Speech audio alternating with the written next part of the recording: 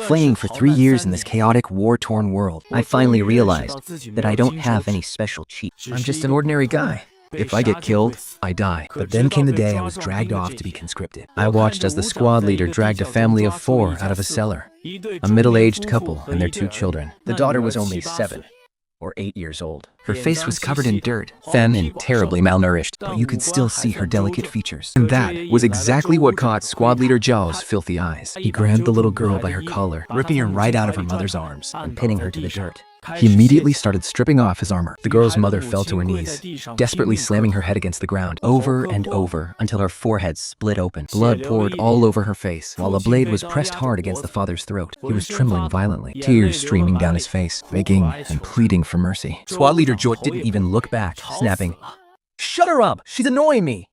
Gag her!" No sooner had the words left his mouth than one of his men rushed forward to smother the mother's cries. The woman struggled desperately, her eyes glued to her daughter, staring so hard it looked like her eyes would pop out of their sockets. The girl's older brother lunged forward to bite Squad Leader Zhou's leg, only to get kicked 3 meters away, groaning in sheer agony. The little girl's eyes scanned the crowd. Who was she looking at? She was looking at every single person standing there. Her tears streamed down silently, her lips trembling, but making no sound. Her gaze swept past one bystander after another, one by one, until it finally landed on me. In those eyes, there was sheer terror, despair, and the tiniest, final flicker of hope that was about to die out. My brain buzzed, and suddenly memories came rushing back. I remembered Grandma Zheng from my village, looking back at me one last time before she died. I remembered pulling Widow Lu out of the well after she threw herself in, and seeing those wide-open, lifeless eyes staring back at me. I remembered the screams of young Erwa before he was burned alive. I remembered every corpse I've seen over these past 3 years, and every single look of despair. I even remembered my past life in that other world, where children walked to school in happy groups, carrying backpacks, bursting with life and energy, full of laughter and hope. But this godforsaken world is fucking rotten to the core. So what about me? Am I not just another part of this rotten world? I've spent 3 years running, 3 years hiding. I always kept telling myself to just endure it, to just stay alive. Maybe, just maybe, I'd find a way back one day. But what was I even living for? To just stand by and watch all this awful shit? And then force myself to get used to it? My hands were trembling, uncontrollably. My hand slipped inside my clothes. Through my line of sight, Squad Leader Zhou's backside was already raised, about to pin the young girl down. I didn't even think. My body just moved on raw instinct. My mind didn't register it until after. I took 1 step forward, then 2 steps, then 3, until I was standing right behind Squad Leader Zhou. Squad Leader Zhou was busy, completely unaware of anyone behind him. The next second, I pulled out a rusty dagger. I aimed the tip right at his throat and sliced from left to right. Blood sprayed everywhere, spattering all over my face, gushing onto the girl and soaking the ground. Squad Leader Zhou's eyes bulged, a wet gurgle escaping his throat. He tried to turn around, but his neck had already been sliced halfway open, his head lolling to one side. Blood gushed out like water from an open sluice gate. With a heavy thud, he collapsed to the ground, his backside still sticking up in the air. The entire world went dead silent. The laughter stopped. The rain dripping from the eaves stopped. The hound of kowtowing stopped. Everyone was frozen in shock. I stared coldly at everything before me. No Sei's mouth can't open. His smile frozen on his face. Yeah, Hoop was muffling the woman's mouth, still had his hand stretched out, but he was frozen in place like a statue. The girl lay on the ground, splattered with blood, her eyes wide with terror. I gripped my blade tightly, blood still dripping from its tip. A cold, genderless voice suddenly exploded inside my head. First kill detected. Scanning target attributes. Basic attributes. Average human standard. Please select 1 attribute to plunder. I froze. My mind raced frantically. I growled under my breath. Before they can even realize what's happening, I have to strike first. Select speed. Plunder. Plunder successful. Speed attribute increased. The very next moment, a bizarre feeling washed over me. It felt like the heavy sandbags I've been wearing on my legs for years was suddenly ripped off. It was like my entire body had become weightless, so light that I could float away at any second. But I didn't have time to stand there and enjoy it. My eyes instantly locked onto the target ahead, right in front of me. Liu Bazi still had his mouth wide open. He was just trying to squeeze out the word, "you," but I already moved. In the world of martial arts, Speed is absolute. Double speed might not sound like a big deal to most people, but I knew for a fact that in a life or death struggle between opponents of the same level, this difference is an insurmountable chasm. So, just as Liu Bazi was about to force that word out of his throat, I was already standing right in front of his face. I thrust my flexible blade upward, stabbing it hard right through his chin. Liu Bazi's eyes bulged even wider than before. His body went completely limp, and he died without ever being able to scream. Kill confirmed. Without a moment of hesitation, I used my mind to select his highest attribute. Plunder successful. Host strength attribute increased. 两叠鬼物或3点外内可留霸击. He watched Liu Bazi's chin explode in a shower of gore, and a fountain of blood sprayed all over his own face. His mind went completely blank, but his body instinctively recoiled in terror, trying to shrink back. Trying to run? I didn't give him the chance. I took a massive step forward. With twice my original speed and twice my strength, I slammed a fist right into his neck. Crack!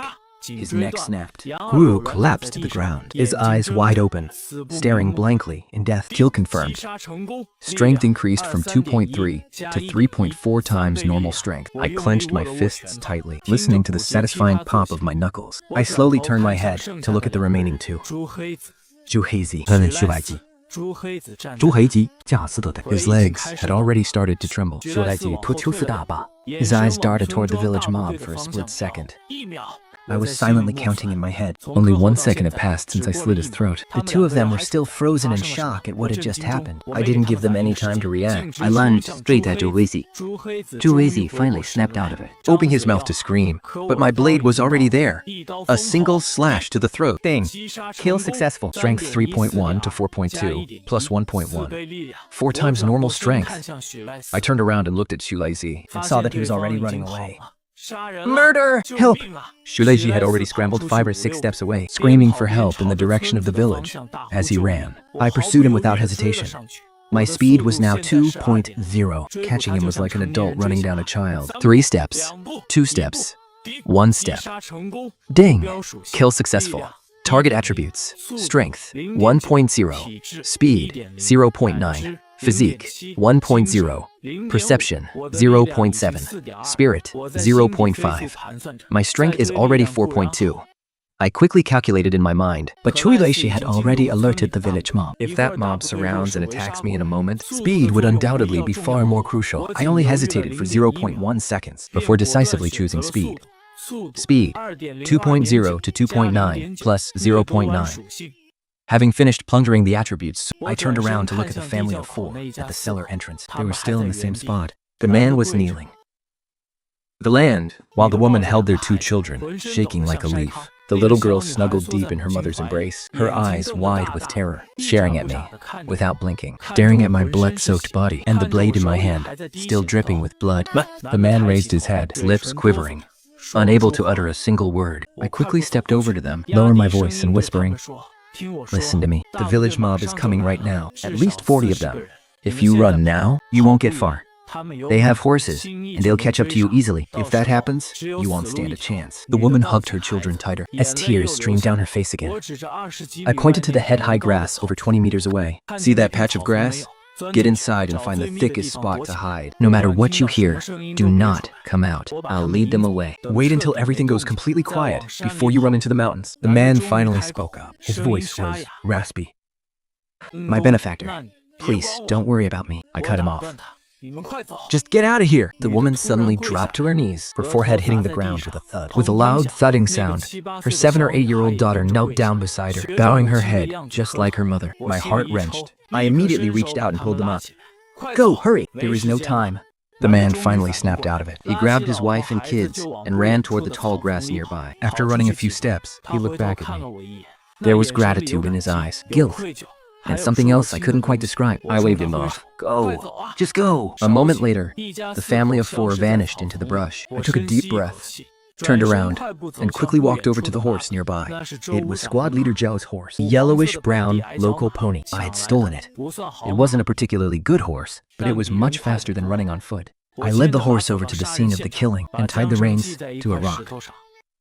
Then, I began searching the bodies on the ground. I stuffed silver, copper coins, rations, and a water skin into my shirt. I made noise on purpose, deliberately slowing down my movements, which made the horse paw the ground anxiously. In the distance, the sound of voices grew closer and closer. In the gathering dusk, I could already make out the shapes of figures charging straight toward me. I stood up and turned to face that direction. The first to come into view was their leader, a junior corporal in his 40s, riding on horseback. He had a square face and a cold, sinister look in his eyes. Behind him followed over a dozen fierce-looking cavalrymen. I thought to myself, there was no need to guess. They had to be the 5-man and 10-man squad leaders. In this strictly regimented army, only squad leaders of 5 or above were entitled to a horse. Behind them was a swarming crowd of foot soldiers, streaming forward with all kinds of weapons. I locked eyes with the leading officer for half a second and immediately vaulted onto a horse. With one swift slash, I cut the ropes binding my hands and legs. Squeezing the pony's flanks, I shouted, "Go!" And the yellowish-brown pony bolted forward. I rode it, galloping as fast as I could in the opposite direction of that patch of grass, as the officer's roaring voice exploded behind me. "Don't let him get away!" Thud, thud, sud, sud. The rapid pounding of hooves was like thunder, leaping low over the horse's back. I glanced back, my mind racing furiously. I gritted my teeth. There were 15 or 16 cavalrymen chasing me, and every single one of them was a far better rider than a beginner like me. But that didn't matter. I didn't need to ride better than them. I just needed to reach the woods before they did. The silhouette of the forest grew clearer and clearer in my sight. 300 meters. 200 meters. 100 meters. From behind me came the sharp twang of a bowstring. Instinctively, I ducked my head. An arrow whizzed past, grazing my scalp, and thudded into a tree ahead. I leaned even lower, pressing my entire body flat against the horse's back. 2 more arrows came flying. One rushed right past my ear, while the other sliced through the air right next to the horse's flank. My heart pounded wildly, praying frantically that neither the horse nor I would get hit. 50 meters. 30 meters, 10 meters. The moment the hooves crossed into the cemetery grounds, I vaulted off the horse. I hit the ground, rolled to absorb the impact, and scrambled to my feet. I plunged straight into the deep forest. The yellowish-brown pony kept charging forward for a bit before getting tangled in the branches and stopping. It stood there, flicking its tail in confusion. My pursuers reined in their horses at the cemetery edge and dismounted. The officer's voice rang out. He went into the woods. He can't have gone far. Corporals in front. Sergeants, bring up the rear. Search in pairs. From a distance, I heard over a dozen men leap off their horses, draw their blades, split into 6 or 7 pairs, and plunge into the woods. A quarter of an hour later, deep within the dense forest, I held my breath, hiding behind a massive tree covered in creeping vines. Holding perfectly still, I listened as the footsteps drew closer and closer. Then, in a split second, with a sudden whoop, I sprang up, swinging my blade. I slit the throat of the corporal who had just shown his face. "You're dead!" The sergeant, who had been warily keeping 3 paces behind the corporal, saw this and went wild. Furious, the sergeant raised his blade and hacked straight at me. I sidestepped to dodge the blow and grabbed the chipped broadsword from the dead corporal on the ground. With a backhand upward slash, I beat him to the punch. A single clean stroke severed his arm. Before the sergeant could even register the pain, his weapon-wielding arm was already flying through the air. He gasped in utter terror as blood spurted from the wound. Without giving him a chance to make another move, I redirected my upward slash into a swift horizontal sweep, slitting his throat. After killing them both in quick succession, I looted 1.2 strength and 1.3 constitution. A wild rush of excitement surged uncontrollably through my chest. I finally understand why the world cannot tolerate demonic cultivators. Growing stronger by plundering others is just completely unfair and incredibly addictive.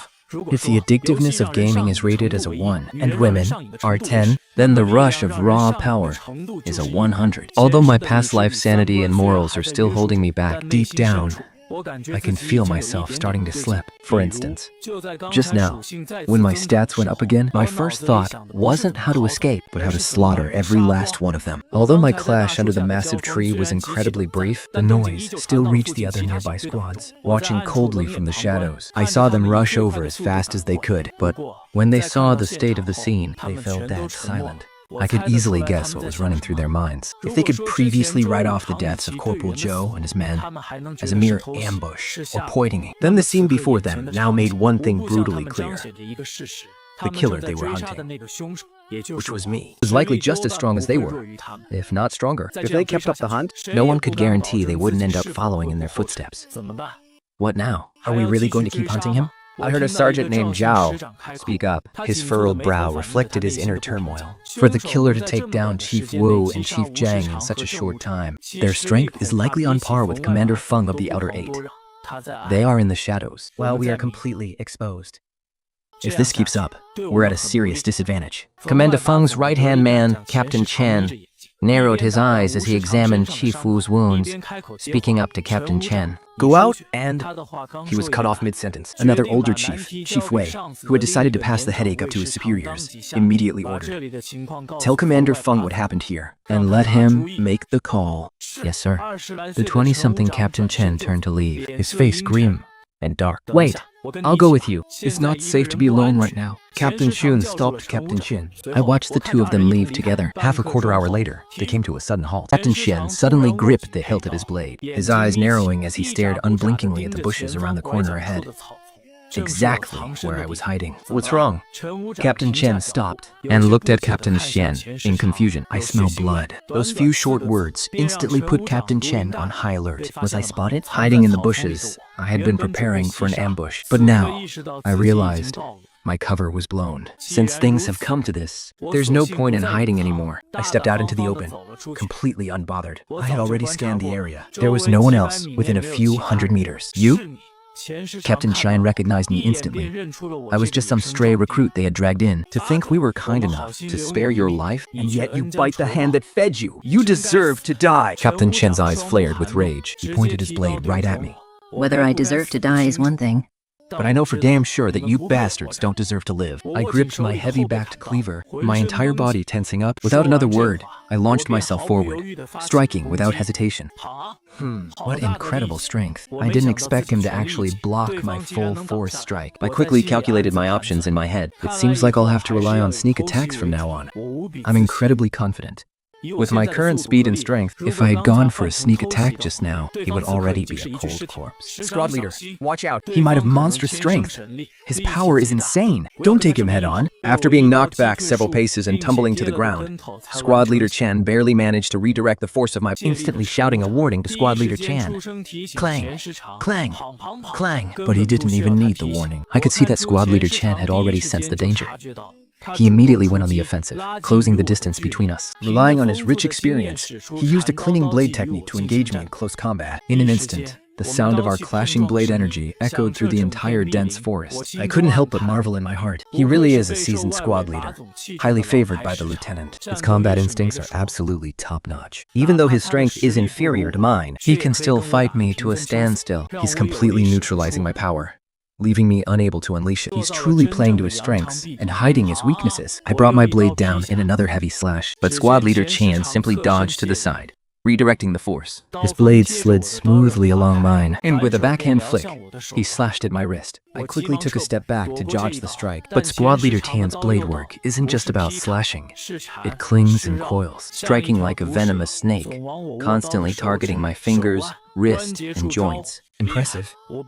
I have to admit, he has far exceeded my expectations. Even though my strength and speed are clearly superior, I can't seem to do anything to him. One wrong move, and I might even end up getting hurt. At this moment, I can't help but recall the novels I read in my past life. In those web novels, the protagonists would often fight and defeat enemies of higher realms. Back then, reading it felt so satisfying. I thought that was exactly how it should be. But now that the tables are turned, I'm finally experiencing how frustrating it is to be suppressed by someone of a lower level. I feel exactly like those side characters in the novels. As the saying goes, if you haven't suffered what they suffered, don't urge them to be kind. Now that I've tasted how hard it is to be a side character, I'm gritting my teeth and swearing never to complain about useless side characters again. These bizarre thoughts flashed through my mind for just a second. I quickly focused all my attention back on the battle at hand. Clang, clang, clang. After several more rounds of intense clashing, I sharply noticed that my opponent was completely avoiding direct clashes. Every time our blades met, he would just make a light touch and slide away, and immediately follow up with another strike, thrusting at me from a bizarre angle, forcing me to switch from attack to defense. My advantage in strength was completely neutralized. Out of the corner of my eye, I caught a glimpse. Teo was standing nearby, panting heavily. He gripped his blade, wanting to step in but finding no opening. So he couldn't find an opportunity for now. At the same time, I noticed a flash of surprise in Chen Shichang's eyes. As the #1 soldier under the command of the Wai Wei lieutenant, he was extremely confident in his own strength. Normally, he probably didn't even respect those seasoned veterans on the battlefield, just waiting for the perfect moment to make a name for himself. Yet now, having shown all his trump cards, going all out, He still couldn't take me down. Clearly, he was running out of options. As we fought, I heard him snarl. Kid, you sure have some strength, but brute strength alone is useless. I, Yin Shichao, also happen to respect talent. Considering you were born with incredible strength and decent talent, drop your weapon and surrender. And I'll spare your life in front of the commander.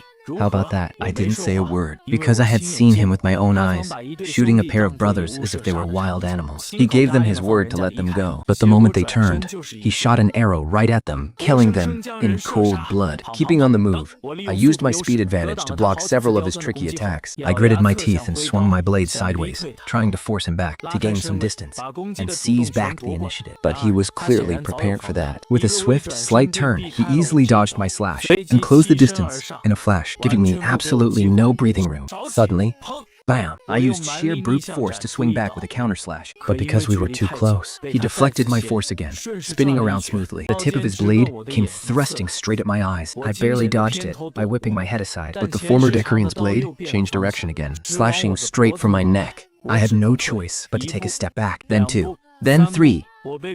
I was forced back 3 whole steps. he stayed glued to me, refusing to let me create any distance. Right then, a thought suddenly flashed through my mind.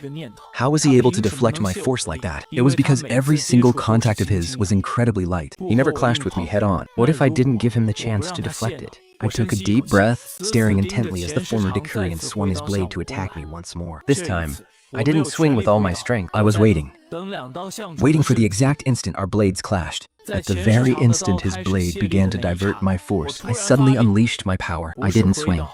Instead, I pressed forward. I threw every ounce of my strength into the blade. The former Decurian's blade was already angling to the side, but under this sudden explosion of raw power, it was instantly ripped from his grip and sent flying. What? The former Decurian gasped, his face turning pale with hope. My blade was already sweeping across, completely merciless. The first strike severed his arm. The second slashed his throat. The former Decurian's eyes bulged, and he collapsed straight to the ground. One look at his eyes told me that, even in death, he couldn't comprehend how I had suddenly shattered his Zen blade technique. Ding! Target killed. Choose attribute to claim. I didn't select the extra special option that appeared in my mind. Nor did I choose strength, even though it had the highest value. Instead, I decisively chose speed. After that fight, I had realized that basic attributes are what truly determine your maximum combat potential. Although the Zen blade technique had given me a nice advantage, it was ultimately just a technique.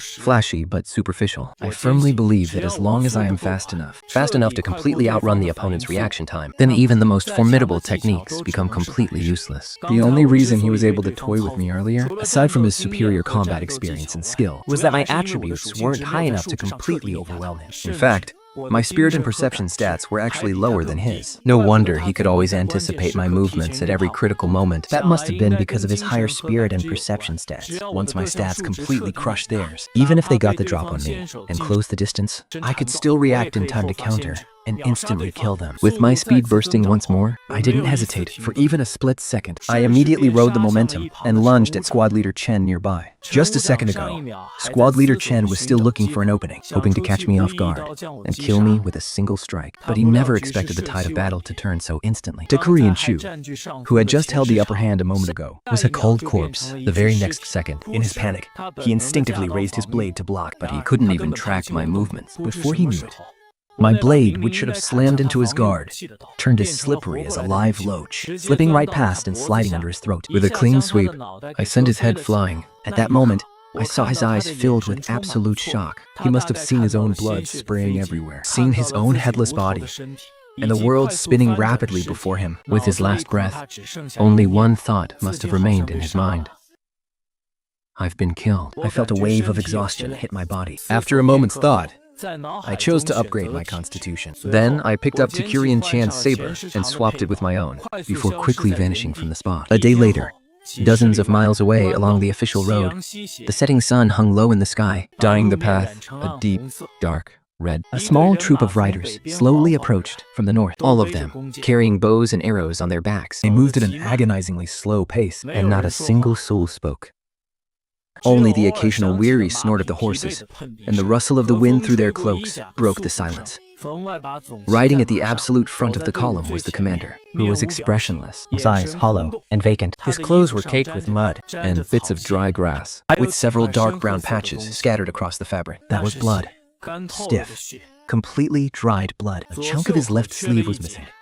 To me, As if it had been cleanly sliced away by something. The saber hanging by a saddle was broken, the fracture perfectly clean. In the middle of the column, a squad leader sat on his horse, it had dripping low. swaying limply with every step of the beast. His left arm was cruelly wrapped in tattered strips of cloth. The cloth strip had already been soaked through with blood, turning black. Beside him was the squad leader, who was not very old, barely in his early 20s. His face was completely covered in grime. His eyes were red and swollen, looking as though he had just been crying. At the very back of the line, 3 infantrymen dragged their feet. They had no horses, And their legs had already gone completely soft from walking. yet no one dared to stop. One of them, a short fellow, coughed with every few steps he took. The phlegm he spat out streaked with blood. Another was limping heavily, Not daring to let his left foot touch the ground, only able to lightly tap the road with his tiptoes. No one in the entire troop spoke a word. even their breathing kept extremely low. Who knows how much time passed, until one soldier simply couldn't take it anymore and spat onto the side of the road. The sound wasn't loud, but in the dead silence, it was exceptionally clear. Like startled birds, everyone, with their heads around to stare at him. The soldiers shuddered under their gazes. Lower his head,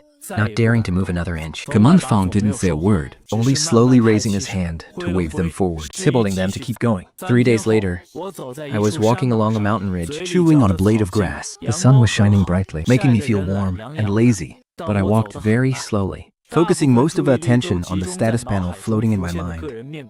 Name, Chusha. Strength 18.8. Speed 11.9. Constitution 9.6. Perception 5.5. Spirit 5.7. Over the past 3 days, Yet I could never grow tired of looking at it. Every single attribute on it, every single value gave me a profound sense of security. I no longer had to worry about whether I would survive to see tomorrow, or wander around like a stray dog. Right then, carried by the wind, The faint sounds of battle cries, the clashing of swords, and agonizing screams drifted in from the distance. After only a moment's hesitation, I pivoted on my heels, slipping quickly toward the source of the noise. At a bend in the main road, more than 2,000 meters away, 5 or 6 carriages were blocking the path. Around the carriages, more than 20 guards were fighting to the death against a crowd of rogue soldiers. The guards were wearing matching teal tunics, swords and sabers in hand, moving in perfect coordination. They were clearly highly trained. There were more than 30 of the rogue soldiers, clad in dusty hemp shirts or tattered brown military uniforms, mooring forward in a chaotic, frenzied rush. more than 20 bodies already lay on the ground. Some belonging to the rogue soldiers, others to the guards. Backed against the carriages, the guards had formed a tight defensive formation. Though heavily outnumbered, not a single one of them retreated. As blades clashed and men fell, those behind them instantly stepped up to fill the gaps without even blinking. The rogue soldiers were shaken by this raw determination, unable to break through their defense. Their leader was a burly, dark-faced man sitting astride a horse, Holding a heavy-backed broadsword, his face fierce and menacing. He glared at the guards, his eyes cold and ruthless, but he didn't order another charge just yet. At the center of the defensive formation, the curtain of one of the carriages was pulled back, and a young gentleman leaned out. "Everyone, please hear me out. You want money and provisions? We have some in the carriages. You are welcome to take them, but if you insist on a fight to the death, none of my guards are afraid to die. You have already lost over a dozen men. If you keep fighting, even if you win, how many of you will actually survive?" The dark-faced giant narrowed his eyes, staring intently. The young gentleman continued, "If you back off now, we can pretend nothing happened today. But if you insist on a fight to the finish, then let's see who bleeds out first." Hearing this, the dark-faced burly man, His face darkened, wavering with uncertainty. He glanced over at the guards, about 20 men, all covered in blood, but not a single one of them showed any fear. Then he looked down at the bodies on the ground. 14 of his own men were dead, While only 8 of the enemy's guards had fallen. If they kept fighting, even if they won, it would be just like the other side said. How many of his men would actually be left standing? He grit his teeth and began weighing whether to retreat. Suddenly, a familiar voice rang out. "Yo, looks like Old Black's found some fat sheep." From another direction, as a massive cloud of dust billowed into the air, a group of men and horses quickly rounded the bend of the mountain path. More than 30 men, with about half of them on horseback. Leading them was a scar-faced man with a vicious, fleshy face. He was holding a long spear in his hand. When the dark-faced man saw him, his eyes narrowed. Scarface, what the hell are you doing here? I smelled your stink from miles away. Scarface laughed as he led his men closer, glancing at the dead bodies on the ground, and then at the carriages. His eyes lit up. Damn, they really are a fat sheep. Old Black, you've been fighting all this time and still haven't taken them down? The dark-faced man's expression soured. These guards are suicidal. They're tough nuts to crack. Scarface burst out laughing. Well, lucky for you. Now that I'm here, I don't care how tough they are. I'll hack them to pieces. It's been 3 years since I transmigrated. And this is the first time I've ever seen anyone wearing clothes of this color. Before this, all I ever saw was dull gray, coarse hemp, and black. It was as if this world had no colorful clothing at all. But that fabric, that style, that color. Even though I'm no expert, I could tell at a single glance that this is absolutely not something an ordinary family could afford. The young master in the brocade robe stood on the carriage shaft, Facing more than 30 rogue soldiers, not a single shred of fear showed on their faces. the curtain of another carriage was tightly shut, making impossible to see the person inside. But the sheer class of that carriage alone was a cut above the rest. Scarface's eyes kept darting toward that unique carriage. His greedy expression was completely undisguised. Boss, anyone who can hire this many guards must be from no ordinary family. There must be women in that carriage. And most likely a delicate, tender young lady. A soldier next to him, seeing his wicked expression, guessed what he was thinking and immediately said with absolute certainty. Hearing this, Scarface licked his lips, his gaze burning with intense desire, as if he wanted to pierce right through the carriage curtain to see inside. The next second, he made his move. With a violent wave of his hand, the two groups of rogue soldiers joined forces and rushed forward, howling as they charged. The guards desperately held the line as the clashing of swords, Battle cries and agonizing screams merged into a chaotic din. Right at that moment, the curtain of the grandest carriage was suddenly flung open and a red shadow flashed out. A woman clad in a light red, cloud-patterned embroidered robe emerged, Charging into the battlefield with a 3-foot steel sword in hand. the flash of cold steel, And a rogue soldier's throat was slit open. Another flash of cold steel, and blood sprayed from the chest of a second rogue soldier. Her movements were clean and swift, taking down one man with every strike. In the blink of an eye, she had killed 2 rogue soldiers. Scarface's pupils contracted sharply. Damn it, she's actually a martial artist. Soon, His gaze grew even more heated. This woman was in her early 30s, the prime age of mature charm. she had a slender, graceful figure. And her eyes held the elegant allure unique to a mature woman. On top of that, her swordplay was so fierce and nimble. Excellent. He rubbed his hands in excitement. The wilder they are, the better. I love a woman with some bite. The woman in red paid no heed to his words, keeping her sword in constant motion. 2 more rogue soldiers rushed forward. She sidestepped to dodge a blade, and with a backhand thrust, drove her sword straight through one man's throat. Pivoting the momentum, her blade slashed across another man's neck. Her swordplay was effortless, Righteous and sweeping. Scarface narrowed his eyes, immediately barking. Archers, pin her down! Several rogue soldiers raised their bows. Whoosh, whoosh, whoosh! A volley of arrows flew toward her. The woman in red swung her sword to parry them, her body freezing for a split second.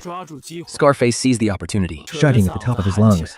Brothers, put some muscle into it and take this broad down. We can all have a turn with her. The cockier she is right now, the worse will make her beg later. Hearing this, the rogue soldiers' faces flushed with lust as they grew even more crazed. The woman in red's face turned ash gray, but her sword's stances did not falter. But the presence of the archers forced her to divert her attention to defend herself. The speed of her sword strikes noticeably slowed. Within moments, 2 more guards fell. The young master in the brocade robe also drew his sword to protect her side, but his swordplay was average, barely enough to protect himself. The woman in red shouted, "Retreat to those woods over there!" The guards protected the 2 of them, fighting while trying to break through. More and more bodies piled up on the ground. Both of rogue soldiers and of guards. In less than the time it takes half an incense stick to burn, more than half of the 20-odd guards had already fallen. Relying on their superior numbers, the rogue soldiers grew bolder as they fought. Pressing forward, step by step, An arrow grazed the woman in red's left arm, leaving a bloody gash. She let out a muffled groan, but her third play never stopped. With a single stroke, she sliced off half of a rogue soldier's head, but she knew she couldn't hold out much longer. Scarface sat on his horse, Staring at her, like a hungry wolf eyeing its prey. A cruel grin began to spread across his face, shouting at the top of his lungs. "Come on, brothers! Give it one final push. They're on their last legs." Behind the front lines, I made my move. I crept silently towards the archers, deciding to take them out first. Over a dozen archers from the 2 groups of routed soldiers stood 20 paces away. They were knocking their arrows, shooting into the center of the battlefield. Their backs were to me, completely focused on the slaughter ahead, as the whistling of arrows and the twang of bowstrings echoed all around, drowning out the sound of the wind. I moved. With my speed boosted more than 10 times, those 20 paces felt like nothing. The archers probably only felt a sudden gust of wind. In the next instant, I sliced the throat of the man on the far left. As he fell, his eyes were still fixed on the battle ahead. He died without ever knowing what hit him. The second archer heard a sound and was just about to turn around, but my blade had already sliced through his throat. The third, the fourth, And finally, the 13th.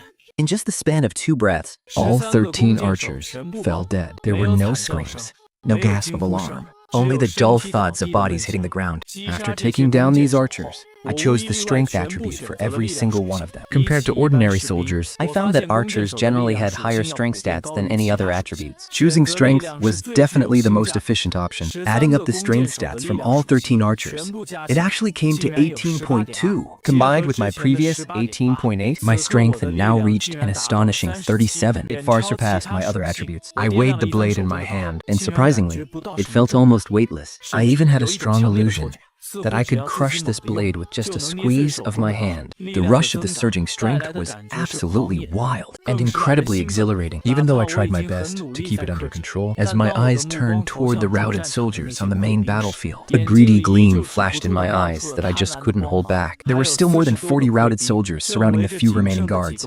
hacking away at them frantically. No one had noticed that in the blink of an eye, the archers in the rear had already been quietly wiped out. Taking a deep breath, I gripped the blade in my hand tightly and charged onto the battlefield like a howling gale, leaving no room for escape. over 11 times my normal speed, over 30 times my strength, and nearly 10 times my usual constitution, I tear into the mob of fleeing soldiers. like a red-hot branding iron slicing through frozen lard. The soldier on the outer edge is raising his blade to strike, but suddenly he realizes his blade is flying through the air. No, wait.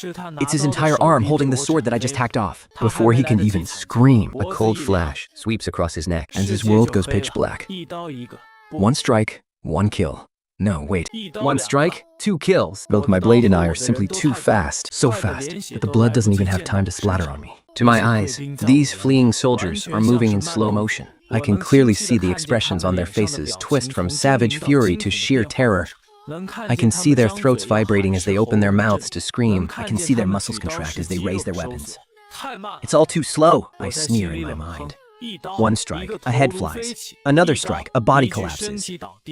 Slash after slash, in less than a single breath. I'd already slaughtered 12 of them. 2 breaths later, 25 are dead. 3 breaths later, 47 fleeing soldiers, including Scarface and the dark-skinned brute, are completely wiped out. With the slaughter over, I come to a halt. Standing amidst the pile of corpses, I hold myself perfectly upright. The blood on my blade keeps dripping down, drop by drop. Name, Chu Suen.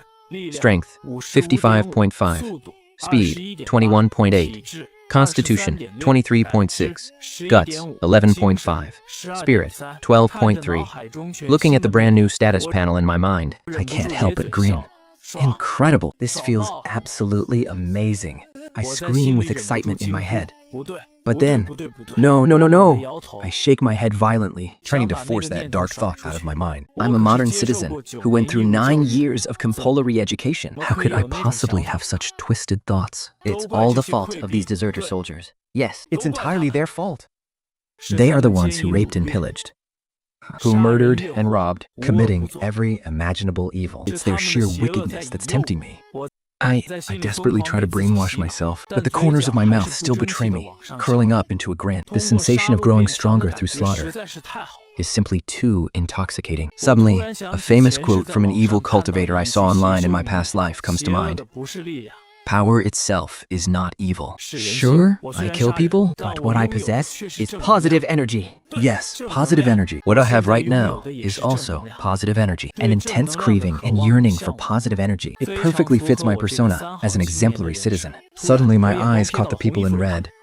I cleared my throat, trying my best to look normal. But little did I know, to everyone else right now, I looked absolutely nothing like normal. Unbeknownst to me, the woman in red was covered in blood, the wound on her left arm still bleeding, but she stood there frozen, staring wide-eyed at me as I stood amidst the corpses. In her eyes, in just a matter of seconds, from the moment I charged into the crowd to the end of the battle, It hadn't taken more than a few seconds.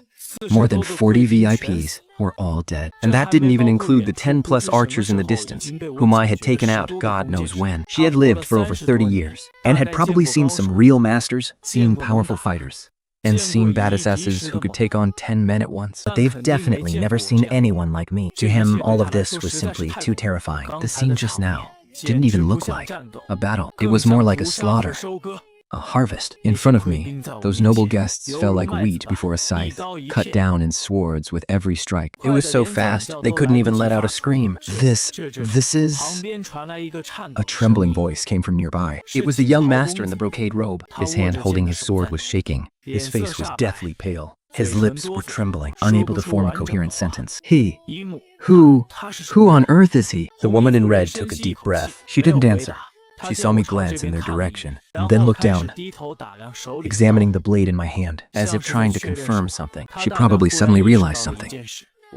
Even though I had killed so many people, there was barely any blood on me. Perhaps it was because my speed was simply too fast. I was so fast, even the blood couldn't catch up to me. With that thought in mind, the woman in red took another deep breath, and finally moved. She took a step forward. 2 steps, 3 steps, until she stopped just 2 meters away from me. The woman in red took a deep breath and slowly dropped to her knees. Jushi. Thank you, Savior, for saving my life. The woman in red kept her head bowed, her voice steady, without a single tremor. But perhaps only she knew just how fast her heart was pounding at this moment. It wasn't out of fear, but pure shock and awe, a feeling she couldn't quite put into words. She only knew that I was someone who deserved her utmost respect. You may rise, I said calmly, my voice drifting down from above her head. And if I had only done some trivial, everyday task. The woman in red looked up, staring intently at me. Right now, I looked like a young man in his early 20s, with perhaps a hint of youthfulness still on my face. The clothes were tattered, just the most ordinary coarse hemp, and there was even a hole in my shoe, exposing my toes. A vagrant? I guessed that this thought might have flashed across her mind, But she would have dismissed it just as quickly. there was no way he was a vagrant. No vagrant could possibly have such skills and presence. Much less look so calm after killing so many people. Even though I could tell she had many questions, she didn't ask a single one. Instead, she slowly stood up, looked into my eyes, and said with absolute sincerity, Savior, for saving my life, I will surely repay you handsomely. May I ask your esteemed name, Savior? My last name is Chu. Savior Chu. She nodded, paused for a moment, and asked, May I ask what your plans are next? I glanced at her. Not really.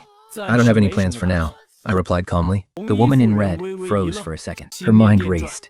No plans. It seems that in her eyes, I've only recently entered the mortal world, or perhaps just arrived in this place. Carefully weighing her words, she asked cautiously, If I may be so bold, may I ask, Benefactor, if you have a clear destination in mind for this journey? Or is there any urgent business you need to attend to? The woman in red fell silent for a moment before making a swift decision. She took a step back and bowed once more. Lower a posture even further, humbler than before. Benefactor Chu, this humble woman has a presumptuous request. I raised an eyebrow. Go on, I said. The woman in red raised her head, looking straight into my eyes, and said word by word, I would like to hire you, Benefactor, to accompany me to Yun City and serve as my personal bodyguard for a few days. Before I could even speak, she quickly added, I know this request is highly abrupt. The skills like yours, Benefactor, how could a simple woman like me ever hope to employ you? She paused, her tone growing even more sincere. But I still wanted to try. A daily pay of 300 taels, with all food, clothing, and lodging fully covered. If you were unwilling, Benefactor, just pretend I never mentioned it. Your life-saving favor will still be handsomely rewarded. Having said her piece, she looked at me quietly, waiting for my response. I looked at her, feeling a touch of surprise in my heart. I thought to myself, this woman truly has incredibly sharp perception and a remarkably meticulous mind. Moreover, her words are absolutely flawless, giving me options while making me feel completely respected. You certainly have a way with words, I remarked. The woman in red smiled slightly. You flatter me, Benefactor. All right, since that's the case, so I'll accompany you to Yun City and be your personal bodyguard for a few days? The group chatted as they rode along on horseback. I had learned some of the truth about this world. The imperial court was fighting the Xiongnu people in the north, while the Manhwa tribe in the south took advantage of the situation to raid the border. Back then, General Chen Yu was the one in charge of guarding the southern border. There was also Gen Sampi, who held the rank of assistant commander. In his youth, he had fought the Yonggu in the north, Earning quite a few military merits. after being transferred to the south. He had always wanted to teach the Malu tribe a lesson. Back then, the Malu 3 was running wild, coming down from the mountains to raid every single year. More than a dozen border villages were plundered, and hundreds of people lost their lives. With the imperial court pressing to suppress the chaos, General Chen decided to get serious. That year, he deployed tens of thousands of troops, marching them grandly into the Kanmen Mountains. But because they weren't familiar with the terrain, they suffered a crushing defeat. right then, I gestured, suddenly raising a hand to signal a halt. At the same time, I pulled back on the reins to bring my horse to a stop. Lady Zhou froze for a moment. Subconsciously reining in her horse. My benefactor? I didn't say a word. My eyes were fixed on the road ahead. My heightened perception, more than 10 times that of a normal person, had already picked up on some subtle details. For instance, there was a very faint scent of blood in the wind, Seemingly from a few days ago. but that wasn't the main thing. The main thing was that, although the stretch of road ahead looked smooth, The soil was discolored in a few spots. the dirt looked too fresh, as if it had just been dug up. The messy footprints along the edges had been swept over in a hurry, but they couldn't escape my sharp eyes. What's more, the woods on both sides were far too quiet. At this time of year, there should have been birds chirping, but right now, there was absolute silence. There's an ambush ahead, I whispered. Lady Shou's expression shifted slightly. She followed my gaze, but couldn't see anything out of the ordinary. The young master in the brocade robe was following close behind. Upon hearing my words, he warily gripped his saddle. He looked around, searching all over, laughing like crazy. The second in command told you to be more careful. Look at that. We got spotted anyway. Damn it. I thought we could save ourselves some trouble. But we ended up running into a smartass. So what if they're smart? It's completely useless. They're still going to die anyway. Before the words even finished, over 30 people poured out from the woods on both sides ahead. Leading them was a one-eyed man. A black patch covered his left eye, and he carried a massive tiger head broadsword. Standing right next to him was a tall, skinny guy. He had a sharp rodent-like face, and his eyes darted around shiftily. The others were armed. Some carried swords, some held spears, and a few had bows and arrows slung across their backs. They wore a mismatched mess of clothes, some in tattered military uniforms, Some in animal skin vests, and a few even wore rusty old helmets. I did a quick head count. There were 35 of them in total. Their presence felt weaker than those deserters we met earlier, but they still had the ruthless, bloodthirsty look of killers. They've clearly robbed and murdered plenty of people. And look at that. We've got ourselves a real beauty here. The one-eyed man's eyes locked on the Lady Zhou. His eyes lit up as he clicked his tongue in approval. That figure of hers looks absolutely delicious. This trip was definitely worth it. Hectors! The skinny guy chimed in. Boss, look at her clothes. She's dressed so elegantly. She's definitely a fat target. And just look at those curves. And that chest of hers, so big and round up. I'd love to get my hands all over her. Hell yeah. The one-eyed man grinned, taking a wide stride forward. He stopped about 10 paces away from us, hoisting his massive sword onto his shoulder. With a wide grin, he sneered. So, where do you folks think you're heading? Lady Zhou remained perfectly calm. Looking him dead in the eye, she said, Sir, "We are merely passing through. if we have disturbed you in any way, I hope you might show some mercy and let us go on our way." let you go? The one-eyed man burst into roaring laughter. Sure. I love nothing more than letting people get on their way. He glanced back at his men, and the entire gang started laughing along with him. Lady Zhou waited patiently for them to finish laughing before continuing. My family has quite a few connections in Yun City. If you brave men could let us pass today, we will surely repay you handsomely in the future. Repay? The one-eyed man sized him up from head to toe. What kind of reward? Silver, grain.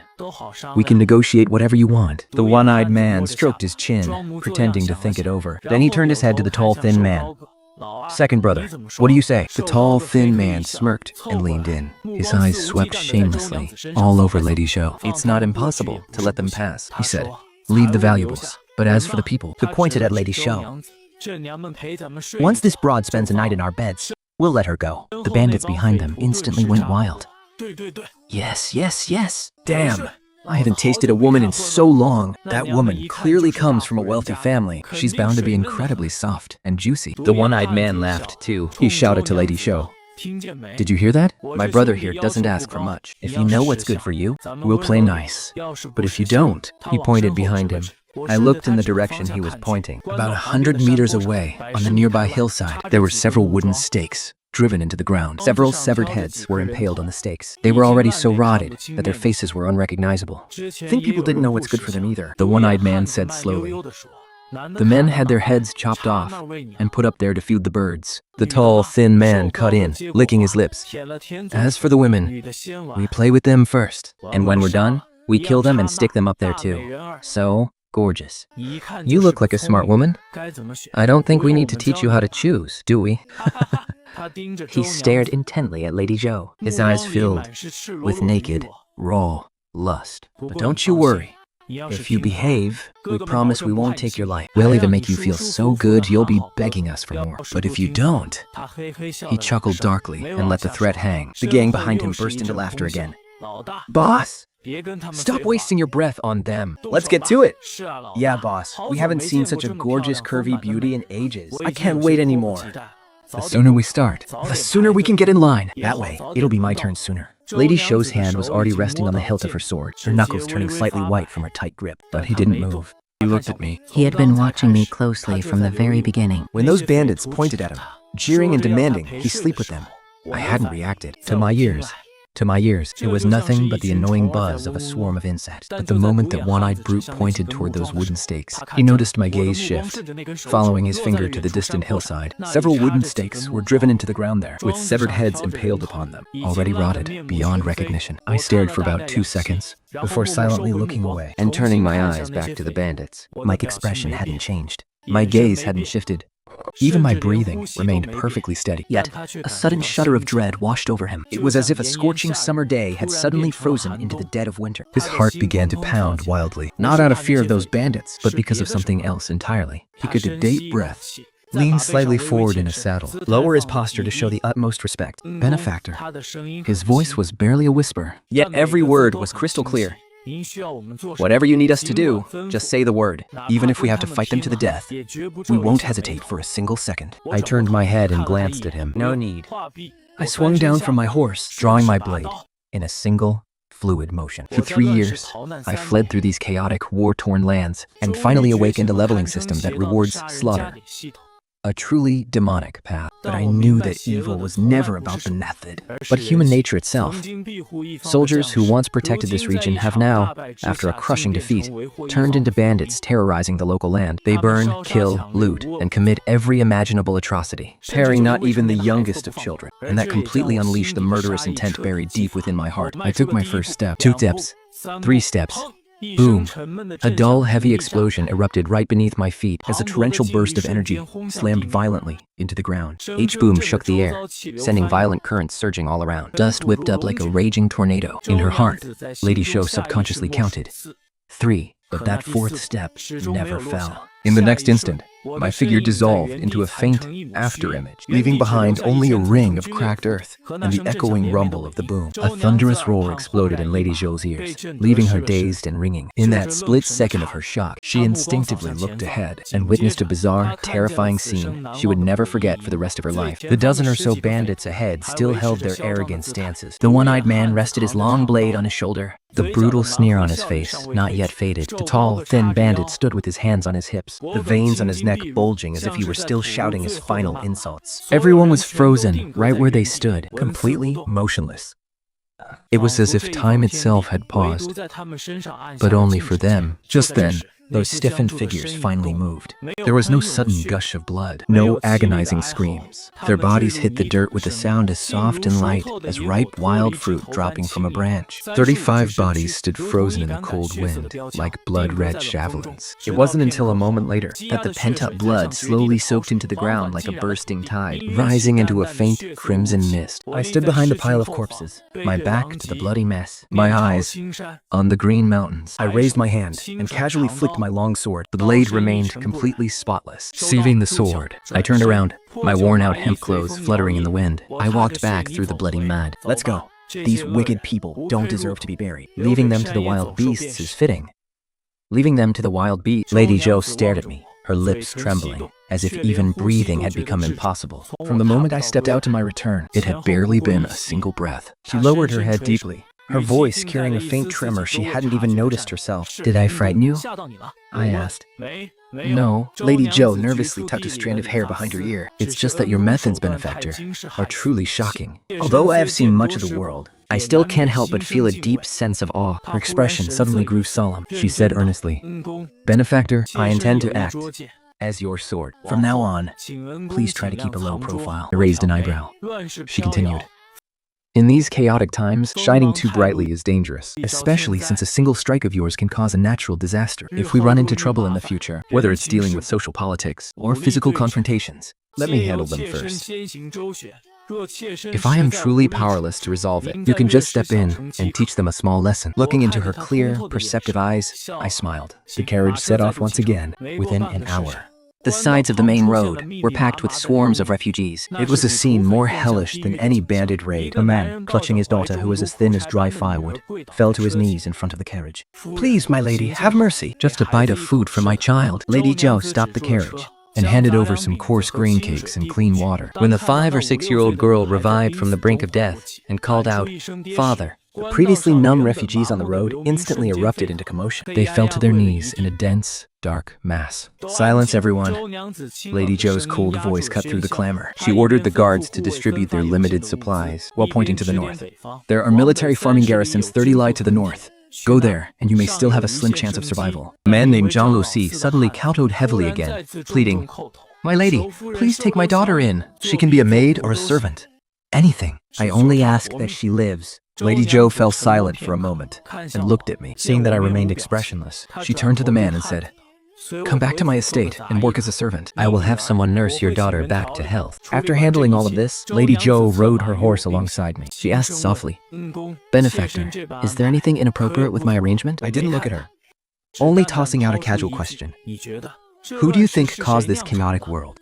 She froze for a moment, before analyzing. The hustle and bustle of the world is driven entirely by profit. At its core, it's because the common people at the bottom have no way to survive. It's because the upper class exploits them far too harshly. Once power is distributed unevenly, this world goes mad. So the true essence of chaotic times is just an uneven division of the spoils. I muttered under my breath. Lady Zhou let out a soft, beautiful smile. Like spring snow melting away. You hit the nail right on the head, benefactor. She said, You are so brutally honest.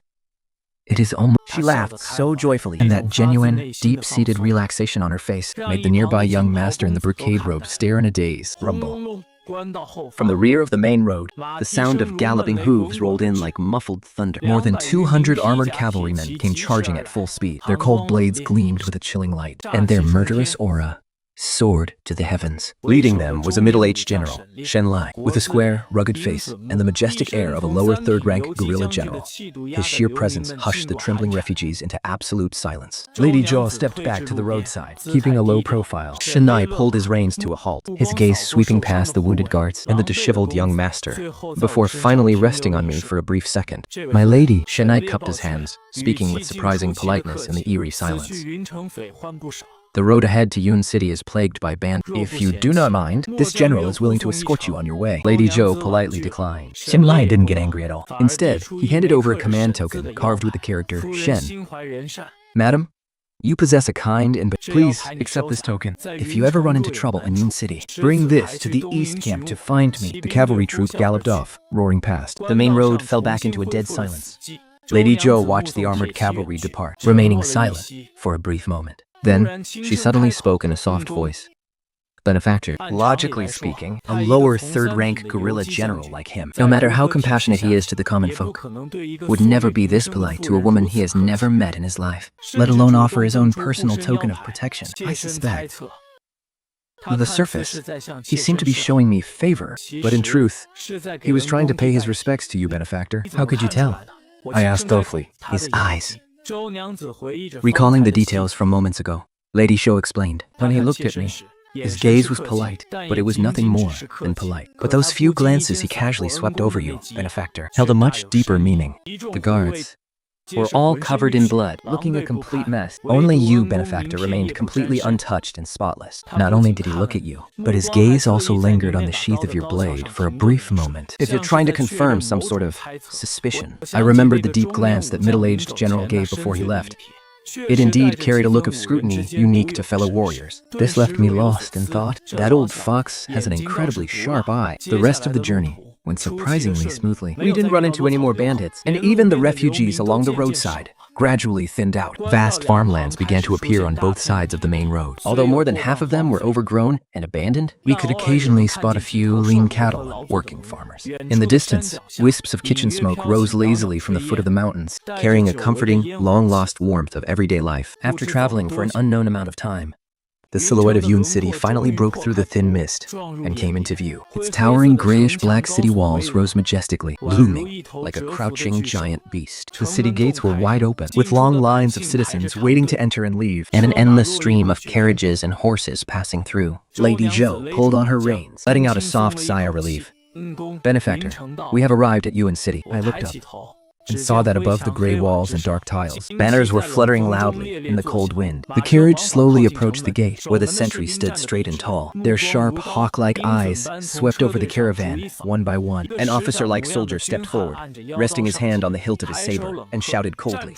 "Halt!" Routine inspection. The guards reined in their horses, their bodies instinctively tensing up. They were covered in blade wounds, and their clothes were stained with dark, dried blood. Looking like this, if they got stopped and questioned, they would surely go through hell. Just then, the young master in the brocade robe suddenly spurred his horse forward, shielding the guards behind him. He smoothly cupped his hands in greeting.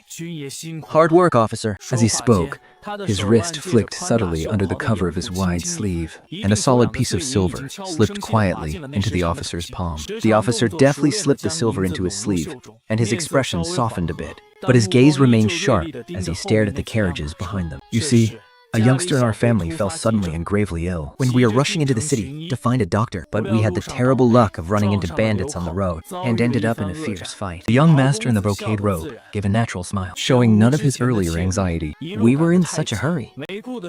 We didn't even have time to clean ourselves up. I hope you can look the other way, officer." The officer glanced at the bloodstains on the guards, then stepped forward, casually pulling back the curtain of the first carriage. Inside lay Jianrosi's little girl, so emaciated she was barely recognizable, taking shallow, dying breaths. The officer's gaze paused for a moment, and he fell silent. Then he let down the curtain, took half a step back, and said, "Go on in. The city has strict rules, so don't cause any trouble." The young master in the brocade robe let out a long sigh of relief. He bowed repeatedly. "Thank you, officer." Thank you so much, officer. Yun City was even larger than I had imagined, and far more prosperous. The streets were twice as wide as the main road outside the city gates, and the flat flagstone path was lined with rows of bustling shops. Fabric shops, grain stores, blacksmiths, taverns, and tea houses. Some of the grander establishments even had gold-lettered signs hanging out front. A wave of noise flooded my ears. "Candied hawthorns! Sweet and sour candied hawthorns! Fresh silks from Suzhou and Hangzhou! Come on in, folks. Fresh hot meat buns, straight out of the steamer." Sitting on my horse, I listened to the noisy yet incredibly vibrant cries of the street vendors. As I thought back to everything I had been through in the 3 years since I transmigrated to this world, I couldn't help but feel a profound sense of whiplash. Just one city wall apart, and it was two completely different worlds. Life and death. Outside the city walls, there was famine, plagues, rogue soldiers, and desperate refugees. Dangers lurked everywhere, and people would risk their lives for just half a piece of flatbread. But inside the city, steaming hot meat buns filled the air with aroma. Fine silks shimmered under the light, and many people even wore relaxed, easy smiles. It was a luxury. The feeling of actually having hope for tomorrow. The carriage rolled through the bustling main street and turned into a quiet, secluded alley. High, gray brick walls lined both sides. Finally, the carriage convoy came to a halt in front of a grand residence. The front gates weren't overly flashy, but the threshold was exceptionally high. Hanging above the entrance was a heavy, wordless black plaque. Supported by her maid, Lady Zhou stepped down from the carriage. She stood before the stone steps, remaining silent for a long moment. "This place," she softly began, her voice sounding a bit strained, "is where my late husband and I used to live." She pushed open the heavy, vermilion lacquered gates, turned to make a respectful gesture toward me, and said, "Please, benefactor, I followed her past the screen wall and stepped into the inner courtyard. Suddenly my gaze froze. Catching on a corner of the yard, a red sandalwood weapon rack stood there, holding a heavy saber horizontally across it. There wasn't a single speck of dust on the scabbard, showing that it was wiped clean every single day. Beside it stood an armor stand, draped with a battered suit of silver armor. On the breastplate was a deep, savage gash. On the wall behind it hung a massive tactical map of the northern border defense line, covered in dense, tiny markings made with cinnabar. This late husband of hers must have been a fierce warrior who lived life on the edge of a blade. That explained why Lady Zhou could remain completely unfazed, even when surrounded by corpses, and why she had the courage to hire a dangerous, mysterious stranger like me. Lady Zhou walked ahead, her pace quickening slightly, as if she was deliberately trying not to look at that armor. The east wing is right next to my main chamber. Please, stay in that room, benefactor. She paused, her voice carrying a subtle, barely noticeable hint of reliance. Since we will be close by, it will be easier to look out for each other. Inside the east wing, I stood alone in the room. I stroked the soft, dry quilt. In a daze, the image of that mud brick shack in Cooling Village, the one that could collapse at any moment, floated back into my mind. The drafty mud walls that let the wind howl right through. The roof that leaked a steady drizzle inside whenever it poured outside. And that ragged straw mat mixed with moldy straw. That was everything I owned for the past 3 years. But this room is far more elegant than even the cramped, rundown apartment I rented in my previous life. My nerves, which had been strung tight for 3 whole years, at this very moment, in this peaceful room, suddenly relaxed a little. In that split second, for some reason, I found myself intensely missing the 24-hour convenience store downstairs from my company in my previous life. Every time I worked overtime until midnight and my stomach ached with hunger, I would go in to buy a piping hot bowl of Odin. I asked for an extra 2 ladles of rich broth and take a big bite of the radish that was completely soaked in soup. Back then, that taste only made me feel how miserable my life was. But looking back now, that simple, peaceful warmth of everyday life feels like such a luxury. It almost brings tears to my eyes. I closed my eyes, took a deep breath, and forced that brief moment of vulnerability back down to the bottom of my heart. As evening fell, there was a soft knock on my door. It was a clean-dressed, middle-aged maidservant, respectfully holding a measuring tape. "Young master, the madam has instructed me to take your measurements so we can make you 2 new sets of clothes overnight." I nodded and spread with my arms. She was incredibly quick and efficient. Shoulder width, arm length, waist, leg length. She silently noted them all down as she measured. She even left some extra room to accommodate the muscle contours of my hand from when I unconsciously gripped my blade. Once she finished, she curtsied respectfully and quietly backed out of the room. Early the next morning, The new clothes were delivered to my door. 2 sets.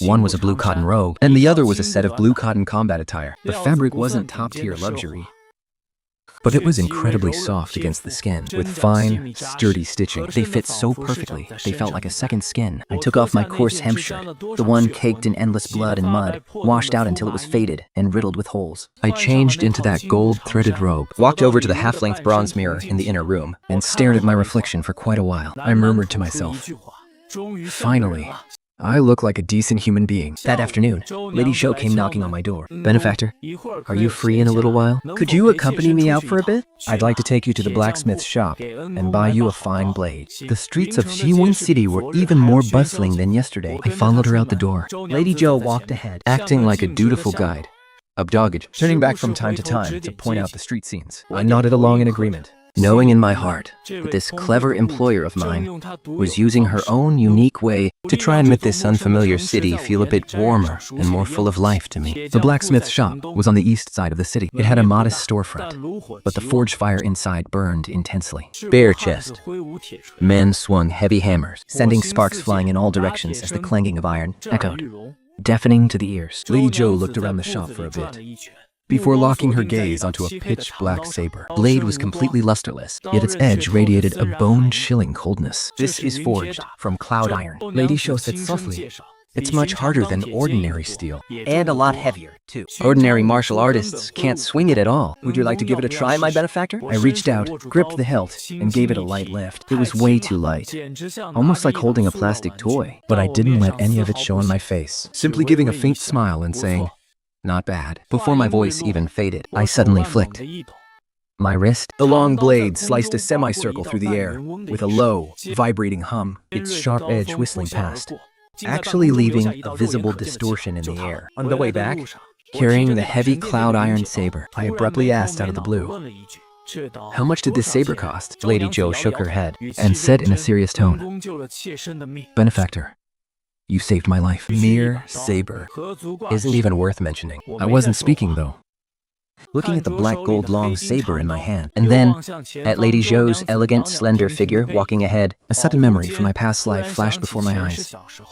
Of when I was a kid and got perfect scores, and my mom held my hand, taking me to buy the most expensive ice cream. this feeling of being spoiled like this is actually pretty wonderful. Over the next 2 days, Life was surprisingly peaceful. I stayed cooped up in the courtyard every day. Like a robot that had just gotten a hardware upgrade and was still running benchmarks. Trying to adapt to and control this body with its off-the-charts stats. My strength was 66 times its original level, and my speed was 32 times faster. Getting used to these hardcore physical stats was just a matter of crushing a few more teacups. But my perception and mental focus, which had multiplied over tenfold, brought me some very unexpected trouble. Lady Zhou lived right next door, separated by just a single wall. At first, my hearing was just overly sensitive. footsteps, voices, even the faint rustling of clothes sounded like it was being amplified right next to my ear. I could still comfort myself by thinking I just had great hearing. Until the evening of the second day, the maids carried hot water into the room to help Lady Zhou bathe. I was sitting cross-legged on my bed, resting with my eyes closed. When suddenly, I saw it, and not with my eyes. It was an all-encompassing God's eye view projected right inside my head. It was so clear that even the rising path of the steam off the water was vividly visible. Through the swirling mist, A hand rested on the edge of the wooden tub. Her fingers were long and slender, with clean, neatly trimmed nails. The water rippled gently, reflecting the fair and delicate lines of her shoulders and neck. droplets of water slid down her collarbone. Holy crap! I snapped my eyes open. My heart skipped a beat, and I leaped off the bed as if I'd been pricked by a needle. This is totally unscientific. This is literally an X-ray cheat code. I took a deep breath, desperately trying to clear my mind and close my eyes, forcing myself to stay pure and focused, but it was useless. The scene kept playing in my mind like a high-definition 3D movie. It was indeed a bit fainter. I could only walk over to the window, Staring intently at the ancient locust tree in the courtyard to count its leaves. It wasn't easy for the image to finally fade. But before long, she started changing her clothes. Her maid was helping her wring out and dry her wet hair. Her thin, sheer undergarments clung to her skin, revealing every single curve of her body. I abruptly pushed the door open and rushed outside, standing right in the middle of the courtyard. As the cold wind blew over me, I looked up at the sky. The setting sun was blood red, and the evening sky was beautiful. But my head was completely filled with that breathtaking, agonizing glimpse from earlier. This hypersensory state didn't have an off switch. And I had absolutely no idea how to control it. To stop myself from turning into some accidental peeping Tom, Whenever there was any noise next door, as long as I confirmed Lady Zhou was safe and sound, I would immediately run out to wander the streets, using the hustle and bustle of the marketplace to drown out my senses. The next evening, just as I returned from my refuge on the streets, I ran right into Lady Zhou, who had just finished bathing. her simple white gown was slightly open at the collar, revealing her porcelain-smooth collarbones. Her damp, dark hair draped loosely over her shoulders, and the setting sun bathed her entire figure in a soft, warm, golden glow. I took just one look, and that high-definition projection in my mind threatened to flare up again. I immediately looked away, staring intently at that ancient locust tree, as if it were a money tree. You're back, benefactor. The doctor, Lady Zhou said, walking up to me with a smile, bringing with her a faint scent of fresh soap. You must be tired after walking around for so long. I nodded blankly. Fortunately, as Lady Zhou watched me staring so solemnly at the tree, she suddenly asked, "What would you like for dinner, benefactor?" I'll have the kitchen prepare it. My brain was still doing everything it could to suppress my hypersenses. Hearing her question, my instinct and my reason instantly crossed wires. Eat white. I bit the tip of my tongue hard, coughing in sheer embarrassment. Yes, Chinese cabbage. To eat cabbage? Lady Zhou was stunned. Cabbage? Why the sudden craving for that? I rubbed my nose awkwardly, my eyes shifting away. I saw someone selling it on the street. It looked so fresh and crisp. So I suddenly got a craving for it. To cool your system? A flicker of confusion crossed Lady Zhou's eyes, but being as smart as she was, she didn't pry. She simply nodded gently. All right, I will go order it right away. If there's anything else you can't eat, benefactor, Please let me know anytime. I'm not picky. Lady Zhou gave a slight curtsy and turned to walk away. I stood there, watching her graceful figure as she walked away. Her dark hair fell over her white dress, emphasizing her waist, which was so slender it looked I could be held in one hand. I quickly looked up at the sky. The clouds are so white today. At night, I lay in bed like a stiff, salted fish, not daring to close my eyes for the life of me. Because I knew that the moment I closed them, A 3D dirty movie would automatically start playing in my head. to resist this damn side effect, I began to frantically solve math problems in my head, from calculus to Fourier transforms. I even tried to prove the Riemann hypothesis. I don't know how much time passed, but just when I felt like I was about to lose my mind into the world devoid of advanced mathematics, I actually fell asleep. and I even had a dream. In the dream, Lady Zhou was walking slowly toward me in a sheer, silky dress. Her features as beautiful as a painting, with a sweet, gentle smile, swaying gracefully with every step she took. She was hitting my exact turn-ons. She reached out with her soft, warm, fragrant hand, gently caressing my cheek. Benefactor.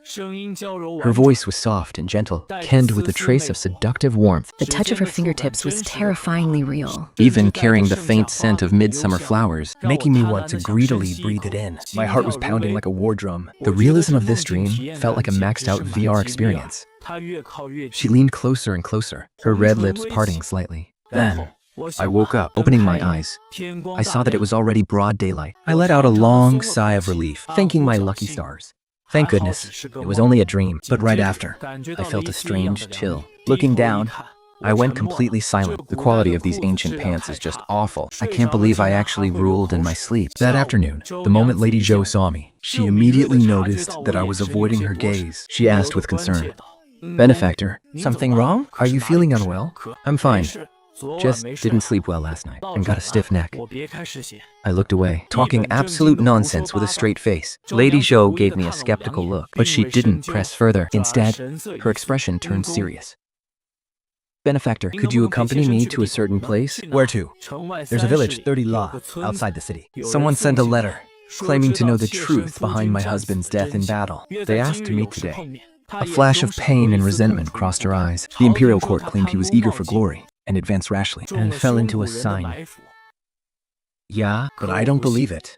for the past 6 months, I've been secretly investigating. But the clues always mysteriously went cold. I thought I was just being paranoid until this letter appeared. Say no more. I cut her off. My gaze grew cold.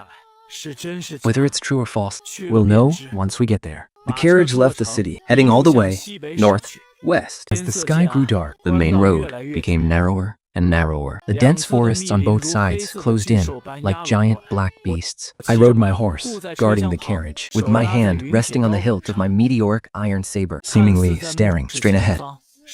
But in truth, my super sense was already fully active. We're being followed. Ever since we left the city, 3 little rats have been tailing us from the woods. After following us for 5 or 6 lay, those rats stopped. But now, there's a bird in the sky. It's flying incredibly high, almost invisible to the naked eye, but my senses have it locked in, clear as day. That's no ordinary bird. Its eyes are glued to our carriage. We traveled for another hour. Suddenly, my brow furrows. A scent drifts in on the wind. A thick, fresh stench of copper and blood, and the unmistakable stench of death. And a lot of it. I yank hard on the reins. A ruined village looms just ahead. 24 thatched huts lie scattered in dead silence. No smoke from any chimneys. No dogs barking. Even the insects are silent. We've arrived. Flanked by her guards, Lady Zhou steps down from the carriage. I bring up the rear. My hand resting on the hilt of my blade. The moment we reach the village entrance, Lady Zhou freezes in her tracks. Bodies. There are bodies everywhere. The elderly, women, children, all strewn about in pools of blood. Some are riddled with arrows. Others hacked to pieces. Dark crimson blood has pooled in the dirt, making a sickening, sticky squelch under our boots. Lady Zhou turns pale as a ghost. She suddenly realizes what's happening and gasps. "My lord, we have to leave. Quickly!" It's a trap. I can see the crushing guilt washing over her, Blaming her own recklessness. for dragging me into this death trap. Leave? Where do you think you're going, beautiful? A coarse, arrogant laugh erupts from the surrounding woods. Over 20 towering figures, savage warriors clad in tattered animal skins, creep out of the shadows like beasts, completely cutting off our escape. They stand a full head taller than any ordinary Daning man. Their faces smeared with eerie red and white war paint. In the dim light, their yellowed eyes gleam with a sickening thirst for blood. The one-eyed brute leading them carried a massive bone saber on his shoulder, dripping with shredded flesh. His filthy, lustful gaze was locked dead on Lady Zhou. The woman is a beauty. Take her alive. As for the men, Slaughter every last one of them. The guards turned pale as death. Their hands were shaking so badly they could barely hold their blades. Yet, they still stood firm, blocking Lady Zhou with their lives. They were heavily outnumbered and completely outmatched in size. It was going to be a slaughter. A one-sided, merciless massacre. Lady Zhou forced down her rising panic and drew her short sword to defend herself. Everyone was backing away in terror. Everyone except me. I actually stood my ground, sizing up these savage brutes with interest. Having been stuck in this world for 3 years, this was the first time I had ever laid eyes on these legendary barbarians. The size difference was insane. It was like a normal human standing next to a half-orc. I even had the peace of mind to look up at the sky. That strange bird had flown lower, circling right above our heads. It was a scout bird for the barbarians. Looks like there's another pack of wolves lurking behind. I sneered inwardly. My hand slowly wrapped around the hilt of my brand new Cloud Iron Saber. Perfect. This new blade is just begging for its first taste of blood. Seeing his prey paralyzed with fear, the one-eyed brute just waved his hand with utter contempt. More than 20 savage brutes lunged forward, roaring like a pack of starved wolves. Their leader stood right where he was, bone saber resting on his shoulder, ready to enjoy the show of a bloody, flesh-shredding massacre. This job was just too easy. Too easy. And damn well worth it. He watched as his men closed the distance, lunging right at those few guards, their massive blades raised high to strike. And then, every single sound vanished. The deafening roars, the thundering footsteps, and the clashing of steel all stopped dead in the exact same instant. The entire world was plunged into a bone-chilling, suffocating silence. The one-eyed brute froze in his tracks. An unspeakable, paralyzing dread suddenly wrapped its icy fingers around his heart. Gular! What are you? His dry voice died right in his throat because he saw his fierce warriors still running forward in full sprint. But their heads were no longer on their shoulders. Thud. Thud. Roll. Roll. The heavy thud of headless corpses hitting the dirt and the wet roll of severed heads became the only sounds left in the entire world. Scalding hot blood sprayed everywhere, soaking the guards and splattering right across the one-eyed brute's face. It was too fast. So fast, it bypassed the limits of human sight entirely. The one-eyed thug's mind went completely blank. Just like that, over 20 of his elite warriors were wiped out. He hadn't even seen how the guy attacked. He stood frozen in place like a rotting piece of wood. His thighs began to shake violently, and then his entire body followed suit. He wanted to run, but his legs felt like they were filled with lead. He wanted to swing his blade, but that bone blade, which had taken countless lives, now felt as heavy as a mountain. He couldn't lift it at all. With a thud, his knees buckled, and he fell heavily to his knees in the bloody mud. The bone blade slipped from his grip and clattered to the ground. He couldn't even find the voice to beg for mercy. All he could do was shiver violently, like a beaten dog. In his 30-plus years of life, through all the countless lives he had taken, he had never seen, or even imagined, that such a terrifying being could exist in this world. On the other side, a young guard in the crowd swallowed hard. His voice trembling, he mumbled to himself, If only I were a woman." The companion next to him stared at him like the young guard's face flushed red, and he pointed ahead at my mountain-steady back. Think about it. Our savior is so incredibly powerful. If we could be under his protection, how safe would we feel?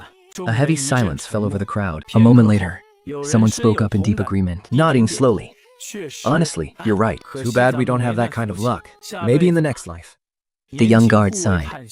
"In my next life, I'm definitely going to be reborn as an absolute beauty. Gentle and virtuous, and I'll shamelessly cling to our savior. Oh, drop it, will you?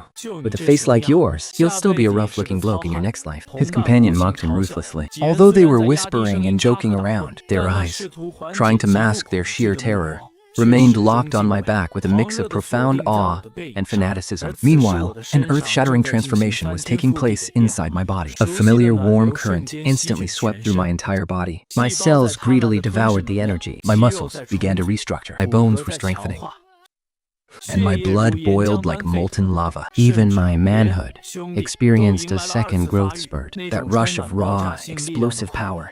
It literally makes my scalp tingle. It's an absolute, soul-shattering high. I take a deep breath, trying to suppress what's building inside me, but I can't shake this restlessness.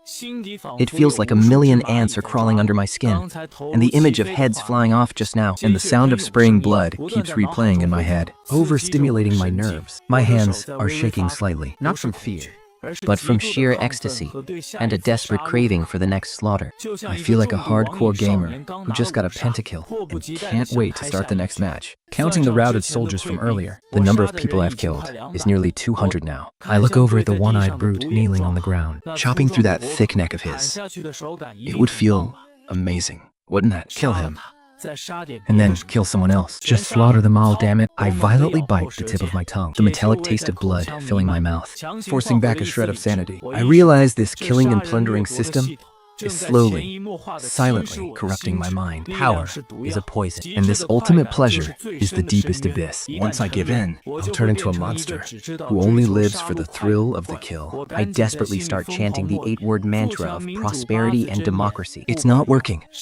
My bloodlust is still boiling, but I don't dare to stop. I'm terrified that if I stop, I'll turn around and slaughter the guards, and Lady Zhou right along with them. Now I finally understand why villains in those cultivation novels can never turn back once they fall to the demonic path. The dopamine rush from this kind of power and slaughter, it's not something a normal human can resist. Once I finally manage to suppress the surging urges inside me, I ignore the barbarian leader beside me, who is trembling like a leaf. And instead, I lift my head to look off into the distance. The thunderous sound of hooves is already right upon us. In the blink of an eye, over 300 riders charge into the village like a black whirlwind, surrounding everyone completely. The commanding officer steps forward on his horse. His cold gaze sweeps over the mutilated barbarian corpses scattered across the ground, without even a flicker of emotion. It's as if they are nothing but dead leaves swept away by an autumn wind. But when his eyes land on the one-eyed brood kneeling and begging for mercy, a fleeting hint of unease flashes deep within his gaze. He looked at Lady Zhou, then at the trembling guards, before his gaze finally locked onto me. The murderers who slaughtered this village, leave none alive.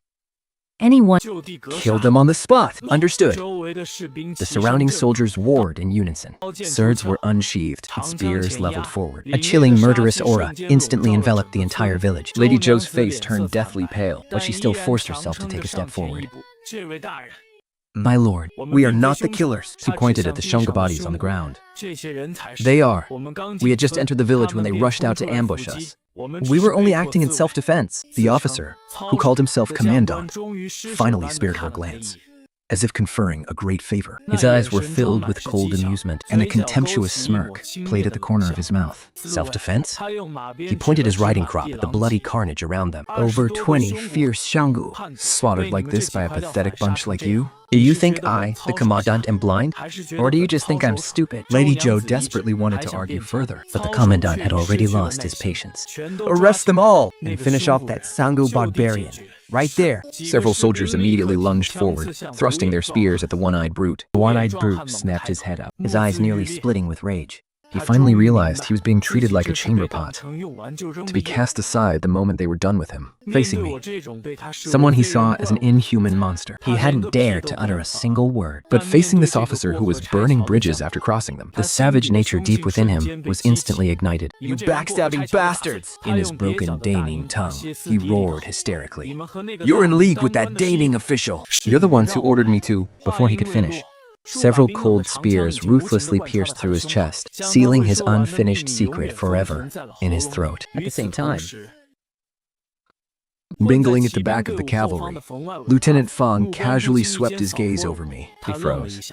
Why did this face look so strangely familiar? He quickly searched through his memory. He looks a bit like that monstrous brute we ran into at the outpost. no, impossible. In his memory, that monster wore nothing but tattered sacks, exuding a sickening stench of blood and rot. He was the spitting image of a demon clawing its way out of hell. But the version of me standing before him now was clean and elegant in my robes. my hair, perfectly neat. And though I held a blade, I looked more like a noble young lord from a prestigious family out on a journey. Surely, it's just a resemblance. Commander Feng let out a long sigh of relief. Just as he was about to look away, one of the corporals beside him suddenly froze, as if struck by lightning. The corporal stared dead at me, his face turning pale in an instant. He recognized me. He could never forget how 7 or 8 of them had cornered me back when they treated me like a monster. If he hadn't lucked out and slipped at the last second, he would have been a corpse under my blade long ago. My eyes, cold and empty of any emotion, Then the blade in my hand, looking as if it could cleave the night itself, had haunted his nightmares countless times. and now the demon he had once feared had washed his face clean Put on decent, elegant robes. and stood less than 10 paces away from him. The hand holding his bow began to tremble violently. Even the bowstring let out a creaking groan. 2 minutes. Why are you shaking? Commander Feng Noticed something was off. The corporal, Denutz, opened his mouth, desperately wanting to scream, "Run!" but it felt like his throat was stuffed with cotton. He could only stare at me in sheer despair. Meanwhile, the soldiers ordered to execute the one-eyed brute were about to draw their spears. Suddenly, a series of sharp cracks rang out. Several steel-forged spear shafts snapped clean in half. Before those soldiers could even process what was happening, they were sent flying like tattered sacks, as if hit by a stampeding rhino. They crashed heavily into the cavalry formation, sending the war horses into a panicked frenzy. This sudden turn of events made the commander's face darken completely. His eyes flashed like lightning. Locking his gaze onto me. Good. Very good. You insolent peasant, relying on nothing but a bit of basic martial arts. How dare you openly resist arrest and slaughter Imperial soldiers? Aside from that woman, As for the rest, spare no one. Kill. 300 elite cavalrymen roared in unison. Spurring their horses and raising their blades, they surged forward like a black torrent of steel, pouring down with a force that threatened to crush everything in its path. I just stood there, watching the cavalry rush toward me like a rising tide. I rubbed my temples in frustration. I bared my heart to the bright moons, yet the moon shines only on a filthy ditch. Boom.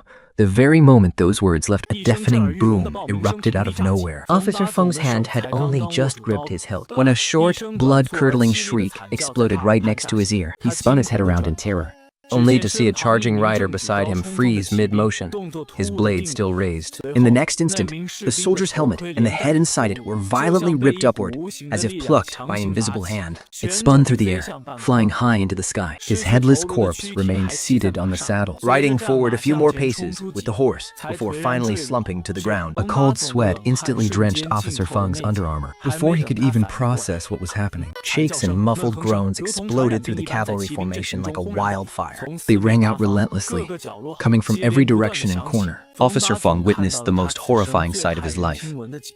His comrades, who had been fiercely charging just a second ago, Were now falling in droves like wheat before a scythe. There were no dazzling flashes of blades, no fierce clashes of steel, only my blurred, azure after-image, flickering through their ranks like a ghost. Wherever that shadow passed, Men were thrown, and horses toppled. weapons shattered. And severed limbs flew through the air. Terrified horses went completely wild, crashing into everything in a blind panic, even trampling the fallen soldiers beneath their hooves. The heavy, dull thuds of bodies hitting the ground were endless. Officer Feng's mind had gone completely blank. He sat frozen on his horse, his eyes bulging out of his head, as he watched his comrades vanish at an unbelievable speed. 10, 50, 100. 200. He had no idea how much time had passed. Perhaps it had only been the span of a few breaths. The blood-curdling screams finally stopped. The chaotic sound of galloping hooves died down as well. The entire world fell back into a deathly silence. Officer Feng stiffly turned his head, his neck creaking like rusty metal. I look around. Except for him and the few squad leaders who escaped with him that day. And the garrison commander, who is also standing there utterly petrified. Everyone else has been wiped out. Without anyone noticing, I have already returned to where I was originally standing. My eyes lock onto Officer Feng with absolute precision. A warm, friendly smile plays on my lips. Officer Feng, I trust you've been well? Did you fail to recognize me just now? My voice is very soft. Yet it sounds like a death knell tolling directly in Officer Feng's ears. He glances at the sea of corpses littering the ground. His knees go weak, and he tumbles right off his horse. Scrambling, crawling to get back up, he drops to his knees and begins to frantically kowtow to me. Spare me, great hero. Have mercy. I was blind. I was completely blind. Greed must have clouded my mind. I'll never do it again. I swear. Please, just treat me like a speck of dirt and let me go. I really don't want to die. No. Behind him, the few squad leaders who were lucky enough to survive also snap out of their stupor. They scramble off their horses and join him in kneeling and begging for mercy. Not far away, the once arrogant garrison commander is still sitting on his horse. But he looks completely petrified, like a statue. His eyes are wide with shock. His pupils shrinking to pinpricks, filled with an undeniable, suffocating fear and despair. The hand he used to hold his blade is shaking uncontrollably. What just happened? How could the 300 elite troops he was so proud of all be wiped out just like that? He parts his lips, trying to issue an order Or scream for help. But nothing comes out of his throat except meaningless, choked up gasps. I cast a disgusted glance at the terrified garrison commander, Then turned to Boss Zhou, who was standing there in a similar state of shock. Lady Zhou, I'll leave the cleanup to you. I'm sure they have some information you'll find quite interesting. I stretched my arms lazily. That was quite a workout. I'm going to find some wild game in the woods to grab a bite. With that, I turn around and look down at the survivors trembling on the ground. My voice turns icy cold. Spill everything you know, every single detail. As long as you cooperate. I promise, I won't draw my blade on you. Otherwise, not a single one of you is walking out of this village alive tonight. Before the words even faded, I easily mounted a riderless warhorse, nudged its flanks with my legs, and vanished into the deep night. Only when the sound of hooves had completely faded into the distance Did Lady Zhou finally snap back to reality, as if waking from a dream. She took a deep breath, forcing herself to calm down. She cast a freezing gaze over the few survivors. Get over here! The first one dragged forward was the Shangu barbarian, who was already paralyzed with fear. A one-eyed, burly brute. He knelt on the ground, trembling from head to toe, not even daring to raise his head. Who sent you here? Lady Zhou looked down at him, her voice sharp and cold as ice. The Xiangru barbarian stammered out. It was an official from Great Ning we've never seen. His face. Everything went through a middleman. He said we could pillage this village however we liked, as long as we delivered a beautiful woman to him alive at the end, and we'd get a massive reward. Lady Zhou's hands clenched tightly, her nails nearly piercing her palms. That woman. You mean me? The Xiangyu barbarian stole a quick glance at her and quickly lowered his head again. That should be. They said that the woman's dress made it obvious she was from a wealthy family. What did the middleman look like? His face was covered, so I couldn't tell. But judging by his accent, he's definitely a local from Yunchang. We've always had ties with the officials in Yongchang. They often hire us to do their dirty, under-the-table work. As the night deepened, the interrogation finally reached its most critical point. Lady Zhou waved her hand, and the guards dragged forward Chen Kaosho, who had been pulled down from his horse. State your name. Chen Kaosho hung his head low, clenching his teeth without saying a single word. Lady Zhou let out a cold laugh, Stepping slowly toward him. Playing dumb, are we? She lowered her voice. A bone-chilling coldness in her tone. Do you really think that by staying silent, There's nothing I can do to you? He lowered his voice, whispering softly, in a voice only the two of them could hear. You saw what that master is capable of just now, didn't you? Don't even think for a second that whoever is backing you can protect you. To be completely honest with you, he owes me a massive favor. He promised to do 3 things for me, absolutely unconditionally. A legendary master like him lives and dies by his word. If you want to do this the hard way, I will have him pay a little visit to your family. your parents, your wife, your children, your entire family. Commandant Chen's body shuddered violently, and he looked up in absolute terror. Lady Zhou pressed on, her voice cold.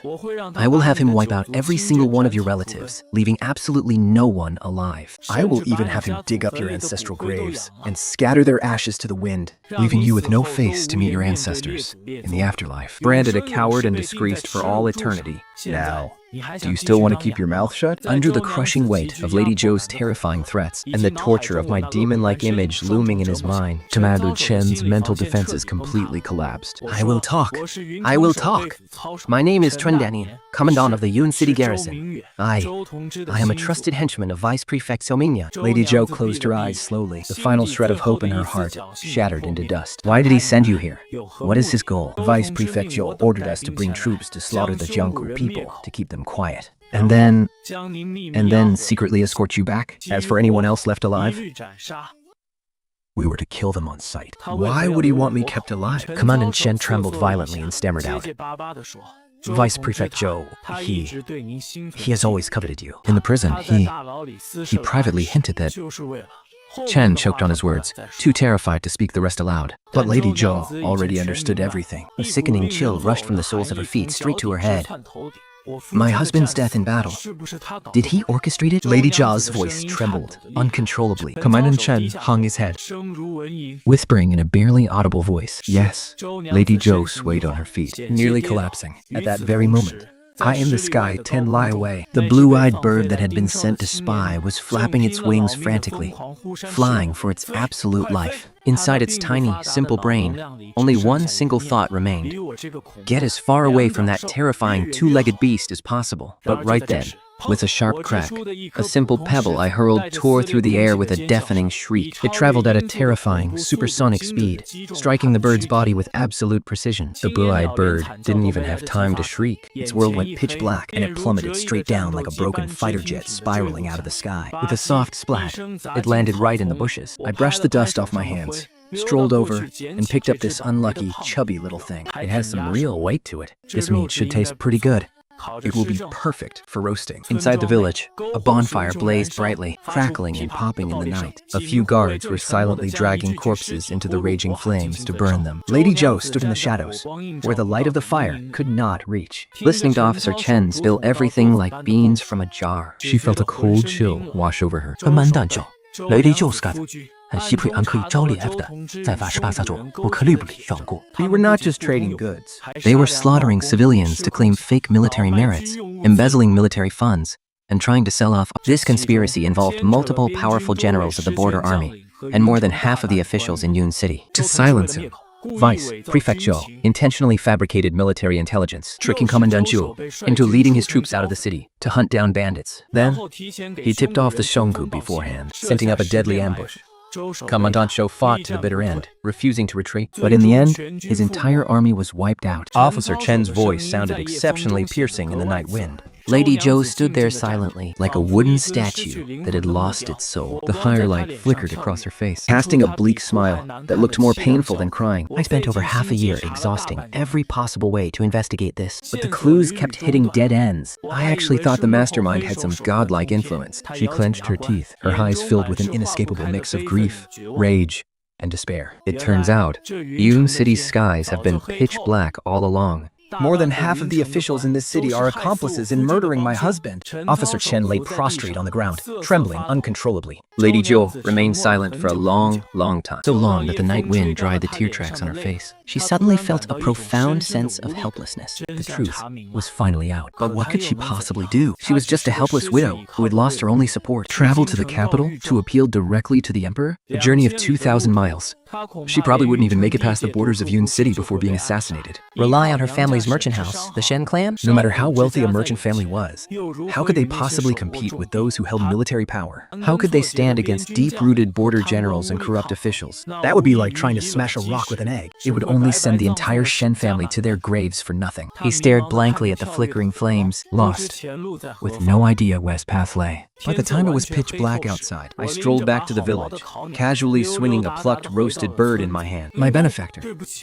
I'm so sorry. The moment Lady Zhou saw me, she rushed over to me and bowed deeply. Her voice was filled with deep remorse. I took a big bite of the sizzling, juicy bird leg, looked at her in confusion, and muttered, "Why are you apologizing?" Lady Zhou's face flushed with embarrassment, even her ears turning slightly red. She quickly explained, "To force the truth out of that corrupt official just now, I had to bluff and use your name to intimidate him. I used your name, saying you owed me a favor. And that you'd even go dig up his family graves. It was incredibly disrespectful of me. Please, forgive me, benefactor." I blinked in surprise. And then burst out laughing. "Oh, is that all? I thought it was something serious." You're pretty quick on your feet. You certainly know how to use a big name to scare people. I waved my hand dismissively. How is that even disrespectful? When dealing with scum like him, you've got to be even meaner than they are. Besides, it's not like you were entirely lying, right? Lady Zhou cast a grateful look at me. Then, she glanced over at the few survivors still kneeling on the ground. Seeking my approval, she asked, "My benefactor, what should we do with these men?" "Let them go," I said, chewing on the meat, my voice muffled and unclear. "Let them go?" Lady Zhou and the guards gasped in shock. I nodded, acting as if it were the most obvious thing in the world.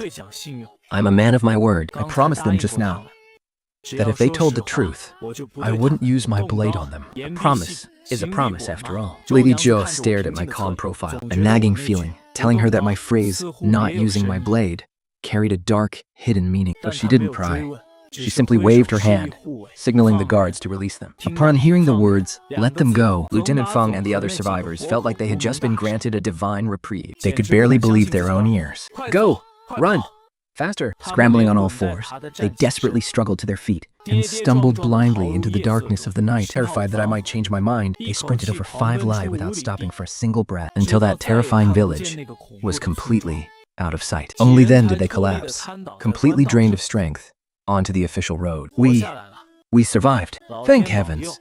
We actually made it out alive. One young warrior wept and laughed hysterically with relief. Shut up and save your breath. Lieutenant Feng wheezed, cursing under his breath. We need to get the hell away from this wretched place right now. The further we get, the better. And never in this lifetime do we ever cross that fiend again. The men struggled back onto their feet. Preparing to run for their lives once more. Right at that moment, Lieutenant Feng felt a sudden sharp chill in his chest, as if someone had poured a bucket of freezing ice water over him in the dead of winter. A freezing wind seemed to howl straight through his body. Confused, he slowly looked down, And in the dim, faint moonlight, he watched in sheer horror as a fist-sized bloody hole gaped in the center of his chest. He had no idea when it had even appeared. It was hollow, completely see-through from front to back. He tried to gasp, to scream, but only a thick torrent of bloody foam bubbled up from his windpipe. with a heavy thud. His strength failed him, and he collapsed backward. In the final fleeting second before his consciousness faded completely, he saw his companions beside him, as if marked by an invisible god of death, dropping to the ground one after another. Some had their chests pierced clean through, while others had their heads burst open, like shattered watermelons. And there, Nestled in the grass beside them, lay a few ordinary, blood-stained pebbles. He said he wouldn't use a blade. That was Lieutenant Feng's very last thought in this world. Late that night, along the official road winding from Yun City to Ming City, a convoy of carriages sped swiftly through the dark, shielded by the cover of night. I lay resting inside one of the carriages in the middle of the convoy. Lady Shou sat quietly on the soft daybed right beside me. By now, she had changed out of her blood-stained clothes And was wearing a simple, elegant robe of a solid, quiet color. Her long hair was tied up simply. Gone was her usual sharp, capable demeanor, leaving her looking exhausted and fragile. I knew she had a lot on her mind. From the moment she learned the truth, her mental pillar of support had been on the brink of collapse. After a long silence, Lady Zhou broke the quiet in a soft voice. Benefactor, yes.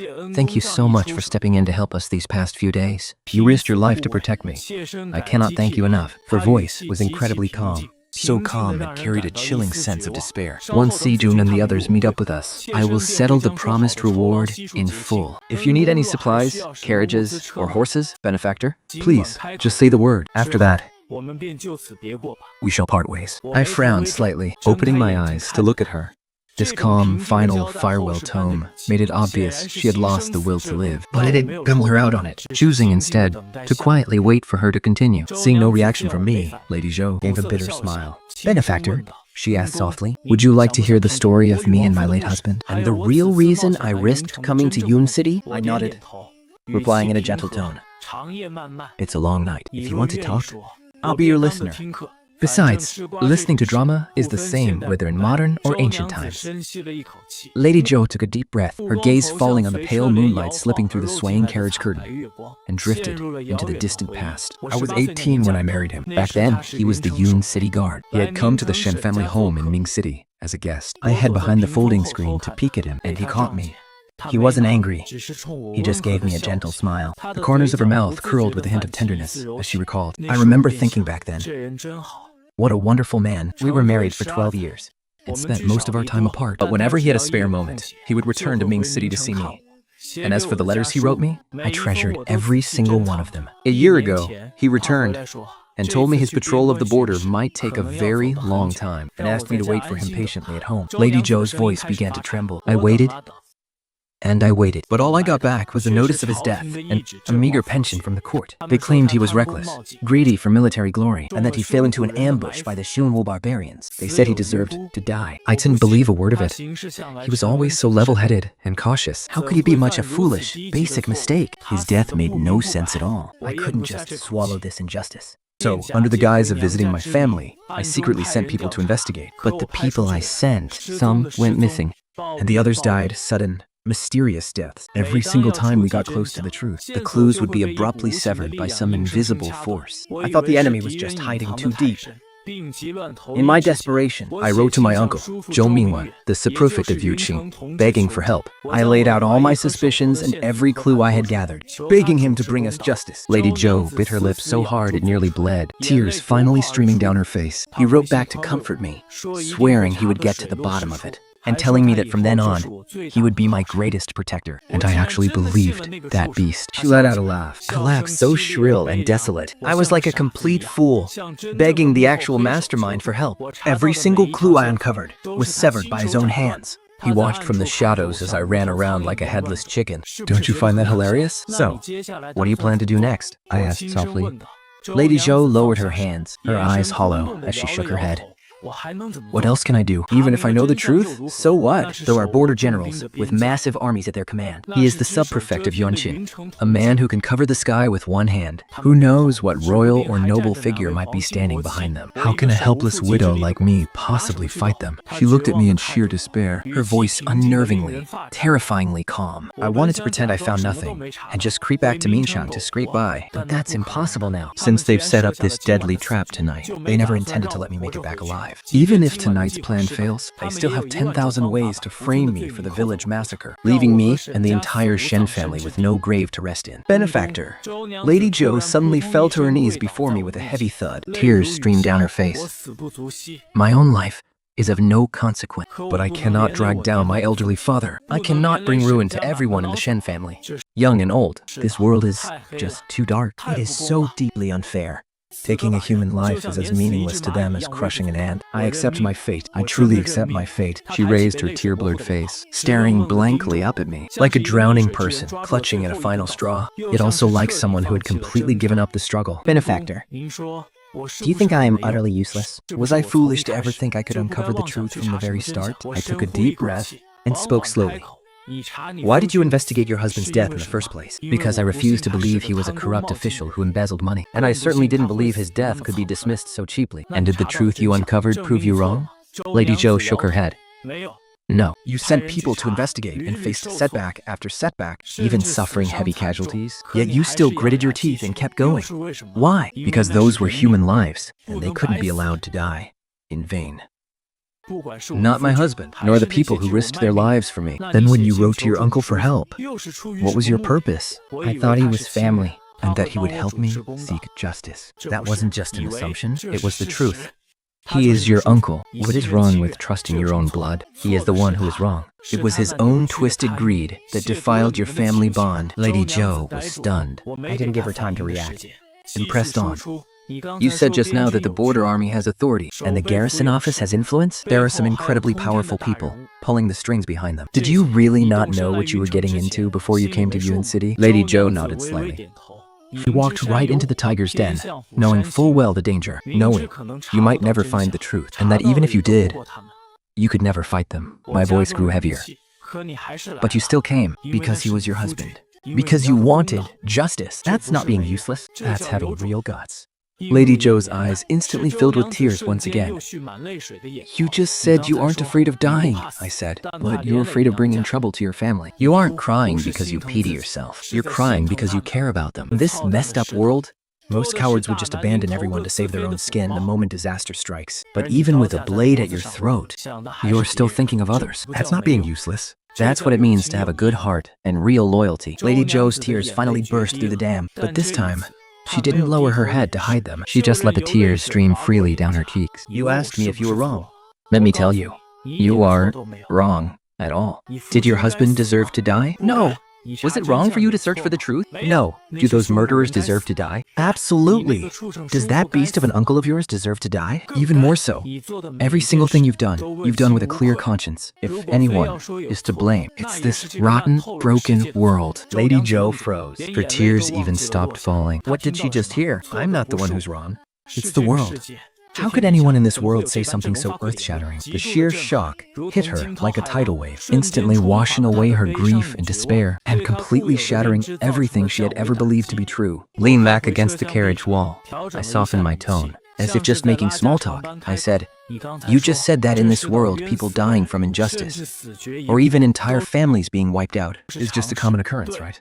Because This world is rotten. But you aren't the one who's rotten. It's those useless officials who do nothing but leech off the people, and those ruthless elites who devour people whole, trapped in this filthy swamp. You still cared about the injustice your husband suffered and worried about your family's safety. Even after you realized it was a trap, You still made sure to tell the servants to flee before you left. And yet, you ask me if you're useless? let me tell you this. You are, hands down, the most capable woman I have ever met. Balan. The word capable. Lady Zhou had heard it countless times before. When she was young, her father would look at her and sigh. Wanjun, if only you had been born a boy, you would have been far more capable than your older brothers. On her deathbed, her mother urged her to be a virtuous wife when she married into her husband's family. Be capable, she had said. Don't let them look down on you. After they married, her husband would praise her for managing the household so well, calling her incredibly capable. But no one had ever said that word to her in a tone like this. He wasn't praising her for running a neat household, or for being a dutiful wife and mother. He was recognizing her for who she was. He was validating her very soul, calling her the most capable. Bar none. Lady Zhou's eyes welled with tears once more. But this time, it wasn't from pain or resentment. It was as if she had been scrambling through a pitch-black cave for 30 years, when suddenly someone kicked open the roof, Pointed to the sun outside and said, "Look, the sky is bright." She saw the light, but she hardly dared to believe it. It was simply too dazzling. She locked her gaze onto my eyes, staring intensely. I did my best to keep my own gaze calm, as still as water, as if those shocking, unconventional words hadn't just come out of my mouth. My lord, you... She parted her lips, only to find herself completely at a loss for words. To say thank you felt far too cheap. To say, you understand me, felt too melodramatic.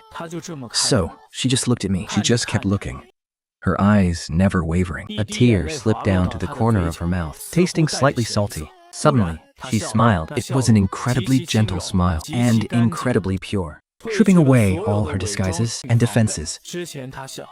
Before, when she smiled, it was out of politeness, or to put others at ease. But this time, she smiled, because she was suddenly no longer afraid. It wasn't because she had found someone to rely on, But because someone had firmly told her, you did nothing wrong. This feeling, like being born again, made her feel as though she had shed an old skin in just a few short moments. Benefactor. Her voice was still trembling slightly, but she spoke with much more confidence. "Where did you learn those words you just said?" I was taken aback for a moment, then lied with a straight face. I'm self-taught. Lady Zhou shook her head, her eyes burning bright. That's impossible. The way you think and speak is completely different from anyone else in this world. She stared at me, her eyes incredibly bright. It's as if you don't belong to this world at all. Lady Zhou gave me a deep look and said with absolute sincerity, no matter where you come from, I am deeply grateful to heaven for bringing you to me. Stared at by her so directly, I couldn't help but feel a bit unnerved. I felt a little uncomfortable and quickly waved my hand. Don't take it too much to heart, I said, casually. But Lady Zhou wasn't about to let me off that easily. She suddenly asked, Benefactor, you said earlier that I am someone who still thinks of others in this miserable world. But about you? I froze. In this cruel world, you've killed countless people. Yet to me, to those guards, and even to those refugee women by the roadside. Lady Zhou pressed on. You are thinking of others too, aren't you? I fell into silence, unsure of how to respond. Lady Zhou's eyes sparkled. So, you are too. You are also one of the kindest, most noble people in this world. My mind raced, and I could only offer a dry explanation. I only did it because you were good to me. That's why I'm returning the favor and treating the people around you well in the process. It is simply one of my fundamental principles. Lady Zhou looked at me in disbelief. Is it really that simple? Yes, that's simple, I replied with absolute certainty. Lady Zhou stared at me in silence for a moment, then suddenly burst out laughing. As she laughed, tears began to well in the corners of her eyes. But the smile on her face only grew wider. Benefactor, do you know, you are the first person who has made me feel that living in this miserable world is actually worth looking forward to. I did not say a word, and simply watched her in silence. The cool moonlight filtered through the gaps in the carriage curtains, spilling across her face, and illuminating her breathtakingly beautiful smile. After a moment, Lady Zhou's smile faded slightly, and she called out softly, Benefactor, could you please say what you just said about me being useful one more time? She tilted her head up slightly to look at me, a rare touch of innocent playfulness in her eyes, like a child asking for candy. Amused by this, I let out a helpless chuckle and looked straight into her eyes. Speaking slowly and clearly, I granted her request. You are, without a doubt, the most useful woman I have ever met. From Sun. Bonan. Hearing this, Lady Zhou smiled with deep satisfaction. A smile like a young girl who had finally broken her chains and found herself. As night began to fall, the convoy set up camp in a clearing beside the official road. The guards lit a campfire, and the surroundings felt quiet, save for the occasional call of a night bird. I lay alone inside the carriage with my eyes closed, resting my mind. My 70-fold sensory perception allowed me to precisely detect the slightest rustle of grass within a radius of 100 jang, even with my eyes closed. Suddenly, I picked up the sound of extremely light footsteps heading toward my carriage. The footsteps stopped just outside. The carriage curtain was gently lifted, and a familiar evening breeze, carrying a faint scent of orchids, drifted in. Lady Zhou bent down and slipped into the carriage. Settling down right next to me, I opened my eyes and looked her over. She had changed into a simple, elegant robe With her long hair loosely tied up, shedding the fierce, tough exterior she wore during the day. she looked incredibly soft and gentle. Can't sleep again? I asked softly, keeping my eyes closed. Lady Zhou nodded. Her voice was barely a whisper. Benefactor, may I talk with you for a bit? I slowly opened my eyes, leaned against the carriage wall, and turned my head to look at her. What's wrong? Lady Zhou stared at the moonlight filtering through the gap in the carriage curtain, her gaze dreamy and distant. In the past, when I couldn't sleep, my mother would ask me what was wrong too, and I would tell her, Oh, nothing. I just can't sleep. She would pull me into her arms and say, then I'll just lie here with you. At that, She suddenly stopped. turning her head to look straight at me, feeling her direct, intense, and almost burning gaze. I instantly froze right where I sat, my mind racing at 1,000,000 miles an hour. This is a real, living, breathing alternative world after all. It's not some pure love romance from my past life's hard drive. One wrong step here, and I could end up in an utterly agonizing, socially fatal disaster. Thinking of this, I ultimately didn't dare to make a single move, and I'd only sit there, stiff and awkward. Lady Zhou seemed to notice my slight stiffness and my dodging gaze. A barely noticeable smile played at the corner of her lips as she continued. But today is different. With you here, my benefactor, Sitting here suddenly doesn't feel so agonizing anymore. I saw a faint blush creep onto Lady Zhou's cheeks under the moonlight, but she showed no intention of looking away. Benefactor, did you know? Sometimes I feel like you aren't really a mortal at all. The way you look at the world is completely different from everyone else. Lady Zhou murmured softly. Whether you are taking a life or saving one, you are always so calm. It is as if you wouldn't even blink if the sky came crashing down. She tilted her head slightly, her gaze tracing the features of my face. Over the last few days, I have actually been watching you in secret. When you take a life, you are swift, precise, and absolutely ruthless. You never strike one extra blow, nor one blow too few. Unbelievably swift and clean. At first, I thought you were just a cold-blooded cooler with no emotions. But later, I realized I was dead wrong. She looked deeply into my eyes, her gaze filled with warmth. It slowed her speech. The way you treat the guards. And even Niu Ming, or Zhang IV and his daughter, is completely different. You gave them a way to survive. You didn't care about their backgrounds. You just treated them like human beings. Seeing me stay silent, I couldn't help but scream nonsense in my head. I was brought up with the upright moral compass of 9 years of compulsory education. How could I ever treat people like they aren't human? Lady Zhou continued. In this world, I've seen far too many sanctimonious hypocrites. I've seen too many beasts who treat human lives like grass, just to satisfy their greed for power. My uncle and those high officials in Yun City, to them, human lives are nothing but numbers on an official report. but you, my benefactor, you are different. As sharp and merciless as your blade is, That is how deep your compassion runs. for the weak, hearing such high praise, I opened my mouth, instantly feeling a pang of guilt. I wanted to speak, but stopped myself. Lady Zhou looked at my silent face, her lips curling into a slight smile. Benefactor, do you think I'm just trying to flatter you? I nodded honestly and admitted, yes. Lady Zhou chuckled, her smile blooming like a flower.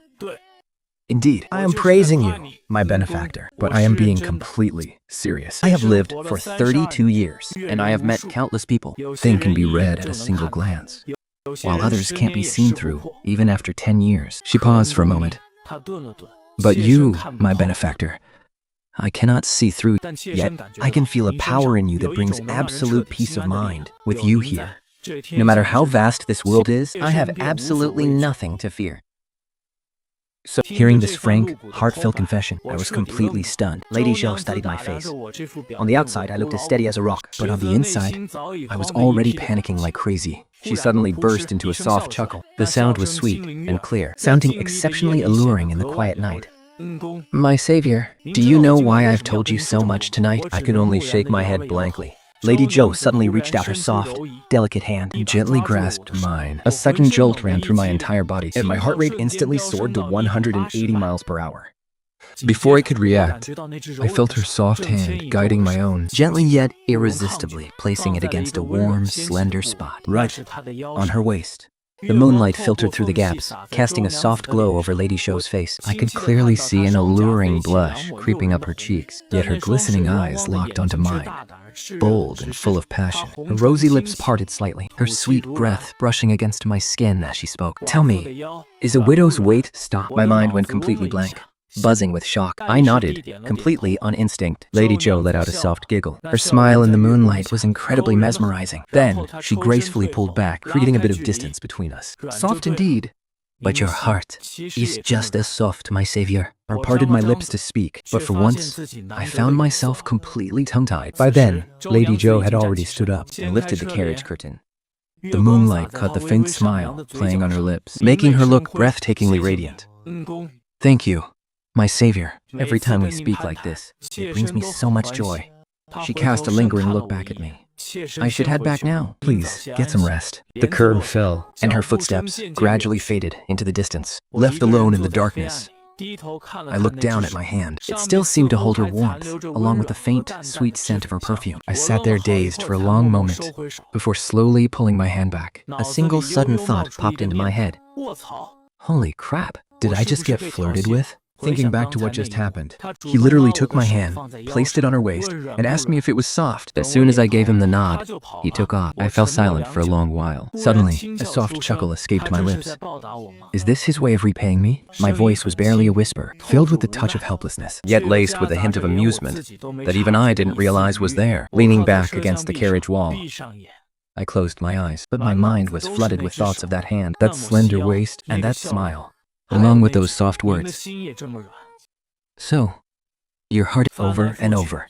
Those thoughts swirled. In the end, I opened my eyes again, my gaze drifting back down to my own hand. I remembered Lady Shou's eyes, filled with suppressed humiliation, whenever she mentioned her uncle. My eyes narrowed dangerously. A waist that's soft. Is that old creep even worthy of holding her? Monday at dawn. Just as the first pale light of dawn crept across the horizon, I was leaning back in the carriage, having not slept a wink all night. suddenly, my brow twitched. Within my range of perception, a large troop of men and horses just behind us was rapidly closing in. At least 300 riders. Their breathing was steady, their pace lightning fast, and they were heavily armed. I opened my eyes, a smirk playing on my lips. They're here, And look at that. It's an old acquaintance. Minutes later, more than 300 riders simultaneously reined in their horses 30 zang away from our convoy. General Chen Lai, riding alone, slowly trotted forward, stopping just one zang away from the carriage. He pulled back his reins and cupped his fists in greeting. His voice was booming, yet polite. Lady Zhou, forgive my intrusion, but could you step out for a brief word? Everyone in the convoy exchanged uneasy glances. The atmosphere instantly grew tense. Young Master Zizhu, dressed in his fine brocade robes, gripped the hilt of his sword, His face filled with suspicion. Lady Zhou parted the carriage curtains and stepped out onto the shaft, her expression calm. General Shen, to what do I owe the honor of you bringing your troops here so early in the morning? Shen Lai cupped his fists once more. Please forgive me, Lady Zhou, but I'm acting under orders from the garrison command. I must ask you to return with us to assist in the investigation. The matter of Yu Mountain Village is far too serious. There has to be some sort of explanation. If I have alarmed you, I ask for your understanding. There was no drawing of weapons and no forceful arrests. His polite attitude was actually quite surprising. Lady Zhou raised her elegant eyebrows slightly. General, are you inviting me? Just as Lady Zhou was secretly trying to figure him out, I pulled aside the carriage curtain and stepped out. The moment Shen Lai saw me, his pupils shrank in surprise, and he immediately dismounted his horse. With practiced ease, he put on a warm, friendly smile and bowed with cupped hands. Young master, we meet again. It truly is fate. I nodded. General Shen, you are too polite. Shen Lai gave a bitter smile And tested the waters with a half-joking tone. I have to be polite, don't I? Though I, Shen, am only acting on orders. I also know that not everything in this world is black and white. Looking at the two of us with an honest gaze, he added, Today, I am merely going through the motions. The garrison office is demanding you, so I had to come. But if the two of you don't wish to go, I will absolutely not force the matter. what do you think, young master? The corner of my mouth curled up slightly. My eyes filled with appreciation. What a clever man. Not only does Shenlan know how to read the room and keep his moral boundaries, but he is also incredibly flexible. He is definitely a sharp old fox who knows exactly how to survive in a chaotic world. Seemingly reading my look, Shenlai felt immensely relieved. He immediately took a step back, cupped his hands, and said in a clear voice, "Please do not worry, you two. Once I return, I will report that." The mountains were steep, and the fog was thick, and we lost your trail. Take care, you two. As soon as those words left his mouth, He swiftly mounted his horse and rode away in a cloud of dust, leading his 300 cavalrymen. Lady Zhou stared at the receding cloud of dust, silent for a long moment. My benefactor. Him?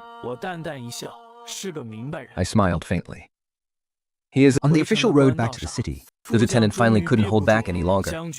General, we have 300 fully armed elites. Even if they had a martial arts master on their side, we still could have taken them by force. But we're just retreating like this? 是你杀恨了口走路，接登版复试。 Do you have any idea how Chen Kosho and his 300 men died? Wait, wasn't it reported that all their bodies were burned to ashes? Bullshit. That was just an excuse to cover up the truth. Shenlai lowered his voice. His tone grew heavy. I personally investigated the scene. The chests of Chen Chaoshu and several other officers were instantly pierced by some kind of unimaginable blunt weapon, killing them on the spot. The wounds were as large as fists, and their bones were completely shattered. Even the coroner couldn't identify what kind of weapon it was. The lieutenant gasped. Wait, I found some bloody stones at the scene. Someone used stones they just picked up off the ground to pierce right through heavy armor and human bodies from a distance. The lieutenant looked as if he'd been struck by lightning. He began to tremble all over. Shenli muttered, "The higher-ups just want to test the strength of a monster like that." In their dreams. No matter how urgent the northern invaders' march south is, those officials in Yoon City are still busy with their petty political... As military men, we have to keep our eyes open. I understand, General. The lieutenant wiped away his cold sweat. Then, when we go back, we'll insist that we went down the wrong path? Exactly. Just give them some excuses. They were the ones who treated me like a fool first. After marching for about an hour, suddenly, a massive cloud of yellow dust swept across the horizon. 500 black armored cavalrymen came galloping straight toward them and aggressively blocked their path. The leading general had a long, narrow face and a sinister, sharp look in his eyes. General Shen, I heard you were ordered to arrest someone. Where are they? Shenlai remained expressionless. The fog was thick, and it was pitch black. We took the wrong road. An entire village was massacred, and 300 of our elite troops were wiped out. And the northern invaders died within our borders. With a case this massive, you're telling me you went the wrong way, Shenlai? Are you trying to disobey orders? Shenlai met his gaze coldly. General Zhao, if you want to pin this blame on someone, do it at the garrison office. I am a guerrilla general of the lower third rank. You're in no position to lecture me. Fine. If you won't capture them, I will. I'd like to see just how many lives this Lady Zhou Shen has. He swung his spear. Move out! The 500 black armored cavalrymen surged forward with a deafening roar. Shinny watched their retreating figures, a flicker of uncertainty in his eyes. Suddenly, he coldly ordered, All troops, turn around. Follow them. The Temena gasped in shock. General, are we really going to meddle in this mess? A mocking sneer curled on Shenlai's lips. Pass down the order. Later, just sit back and watch the show. No one is to lift a finger. Zhao Fengxing thinks he's getting an easy win. Let's see him break his toes against this solid iron wall. Meanwhile, inside the carriage heading to Ming City, I was resting with my eyes closed. Suddenly, my perception, which was enhanced over 70 times, caught an unusual tremor in the ground. The sound of horse hooves rolled in like muffled thunder. There were over 800 riders. The leader's heartbeat is racing wildly. But the one behind him, his heartbeat is as steady as a rock. It must be Shenlai. 500 black armored cavalrymen surged forward like a torrent of dark steel. Instantly, they surrounded our carriage convoy, sealing off any escape. Zhao Feng's spur tossed forward. Everyone, drop your weapons. Kneel where you are, Zhou Shen. Get the hell out and receive your punishment. Inside the carriage, Lady Zhou's slender frame trembled slightly, but she quickly composed herself. She lifted the curtain and stepped out. General, what is the meaning of this? What is the meaning of this? Jia Feng's battle. You colluded with the Shanggu to massacre the villagers. And you wiped out Commander Chen's 300 elite soldiers. Your crimes are heinous. Arrest her! What? From behind, Shen Nei charged forward on his horse. He blocked Lady Zhou and said, Gento Zhao, everything must be backed by solid evidence. Lady Xiu Shen is only a suspect right now. Taking her into custody like this is completely against regulation. Have you lost your damn mind? She was trying to flee in the middle of the night with all her belongings. The scene was littered with the bodies of the Shanggu. Is that not enough? Not to mention, Commander Chen was holding her uncle Zhou Tanzi's severed head. This clearly proves the uncle and niece worked together to kill everyone and silence them. 生理期非榨根。赵凤信以旧统计，我是一地的康普。 Why didn't he run? You want to condemn her to death based on mere guesswork? Aren't you being a bit too desperate for a quick win? To hell with your guesswork. Chao Fengxing completely lost his patience. He pointed his spear directly at Xinlei. I'm warning you one last time.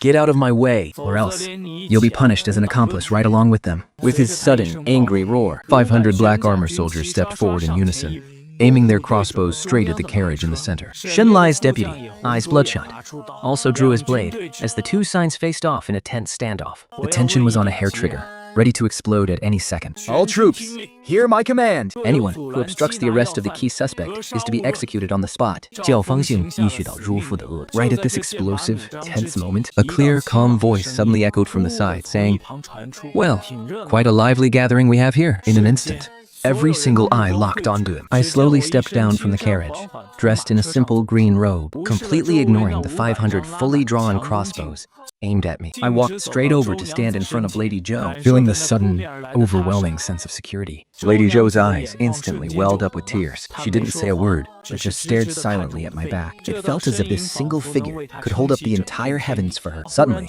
she felt like she had absolutely nothing to fear. The guards, unconsciously, slightly loosened their white-knuckled grips on their hilts. Xisho, the young master in the brocade robe, stood at the back, a faint smirk playing on his lips. I finally had the nerve to look Zhao Fengxing dead in the eye. With my sharp hearing, I even caught him whispering to himself. Now that my benefactor has stepped forward, my mother is finally out of harm's way. I stood there and said in a breezy tone, "General Zhao, Do you think it doesn't matter if you don't have any evidence? Do you think that just because of that uniform on your back and the blade in your hand?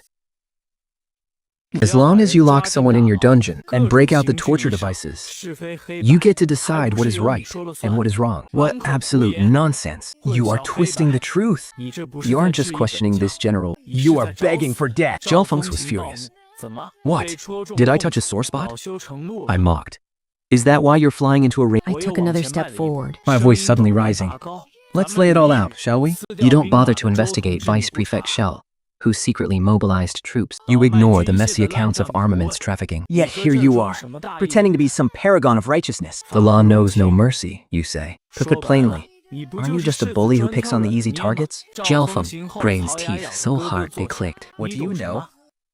Sub-Prefect Zhou is highly influential and powerful. Without ironclad evidence, how could we dare make a move? I trailed off, drawing out my words. Dripping with utmost mockery. Oh, so because he's high and mighty, he's untouchable? But because a widow is helpless and alone, you can just trample all over her? My mocking smile vanished instantly, my gaze turning sharp as a sword. Staring dead into Zhao Fengxiang's eyes, I demanded, "Let me ask you this. If one day it's proven that Sub-Prefect Zhou, even your direct superior, is colluding with the Xianu to betray Daning, Would you dare arrest them?" Jiao Feng froze. I took a third step forward, pressing almost right up against the head of Zhao Fengxing's horse. Would you dare act as arrogant and overbearing toward them as you did just now toward a helpless widow? Zhao Fengxing's face changed completely. I sneered.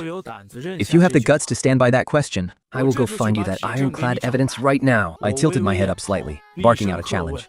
Do you dare? The surrounding area fell dead silent. 500 cavalrymen didn't even dare to breathe. Jiao Feng shuddered. His throat feeling as if it were choked up. Of course, he knew there was something shady about Yushan village, and arresting Widezhou was nothing more than an attempt to claim the top credit. Using the opportunity to topple a few officials in Yun City, to free up positions for the noble consort's faction backing him. But my gaze felt far too eerie to him. What if I actually had ironclad proof of the widow's innocence? Forcing the arrest would be handing a weapon right to his political enemies, And he would end up shooting himself in the foot. He hesitated, I waited for 3 breaths. Then, I suddenly sneered, answering for him.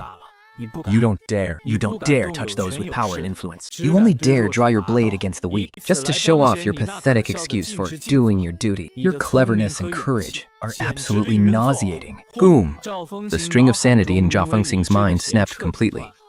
My tongue was sharper than any blade, destroying his very foundation with every single word. "I'll slaughter you." Fury blew past all his caution, Zhao Fengxing's hand slammed onto a sword hilt, And with a sharp clang, He drew his steel blade. But right at that critical, split-second moment, a sharp, agonizing pain suddenly gripped his heart. It felt as if an invisible, freezing, ghostly hand was squeezing it to pieces. Cold sweat instantly drenched Zhao Fengxing's back. His hand froze midair. He knew this pain all too well. At 15, dodging a stray arrow aimed at the back of his head. At 20, slaughtering the assassins who ambushed him at night. This was his sixth sense, forged from crawling through mountains of corpses. If he drew that blade, he would die. 赵方行改是还不，说出了后半。 Cold sweat dripping down his chin. While everyone watched in utter confusion, he did something absolutely ridiculous. He smoothly slid the half-drawn blade right back into its sheath, instantly switching his furious expression to an eerie, polite smile. He cleared his throat loudly. Haha, my dear young master. Though you've been disrespectful to this general is not some unreasonable bully who abuses his power. Upon careful reflection, your words actually carry some weight. Compared to this widow, whom we can arrest at any time. We really should thoroughly investigate Vice Prefect Zhou first. As the saying goes, if the upper beam is crooked, it was simply this general's overeagerness to solve the case that led us in the wrong direction. All troops, hear my command.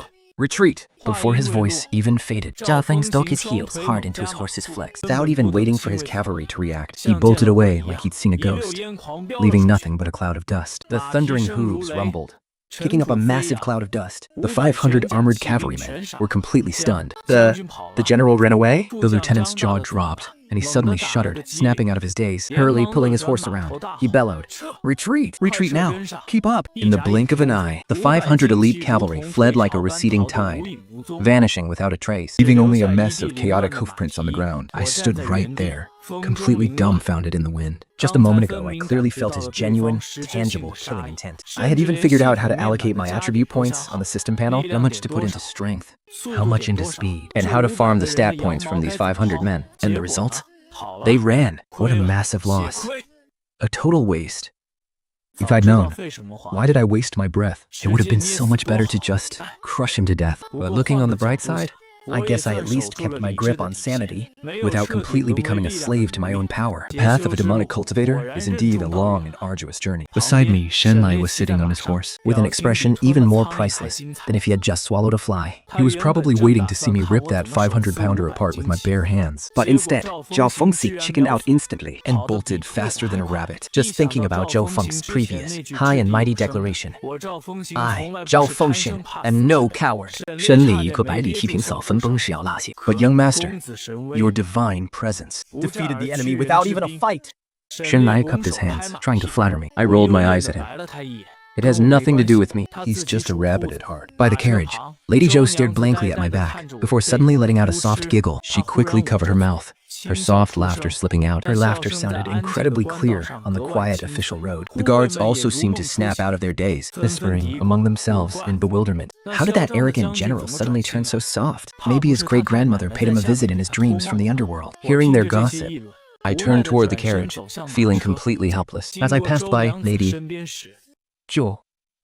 A soft hand gently tugged in my sleeve. I stopped in my tracks, locking eyes with a pair of bright, sparkling eyes. Benefactor, you looked quite funny just now. Lady Zhou mimicked my bewildered and dazed expression from earlier, parting her lips slightly and opening her eyes wide. I was utterly speechless. Lady Zhou laughed so hard, she was practically in tears. I shook my head helplessly and climbed into the carriage. A moment later, the carriage curtain was lifted, and the intoxicating scent of rouge wafted inside. Lady Zhou slipped inside and looked at me as I rested with my eyes closed. She said softly, "Benefactor." Thank me.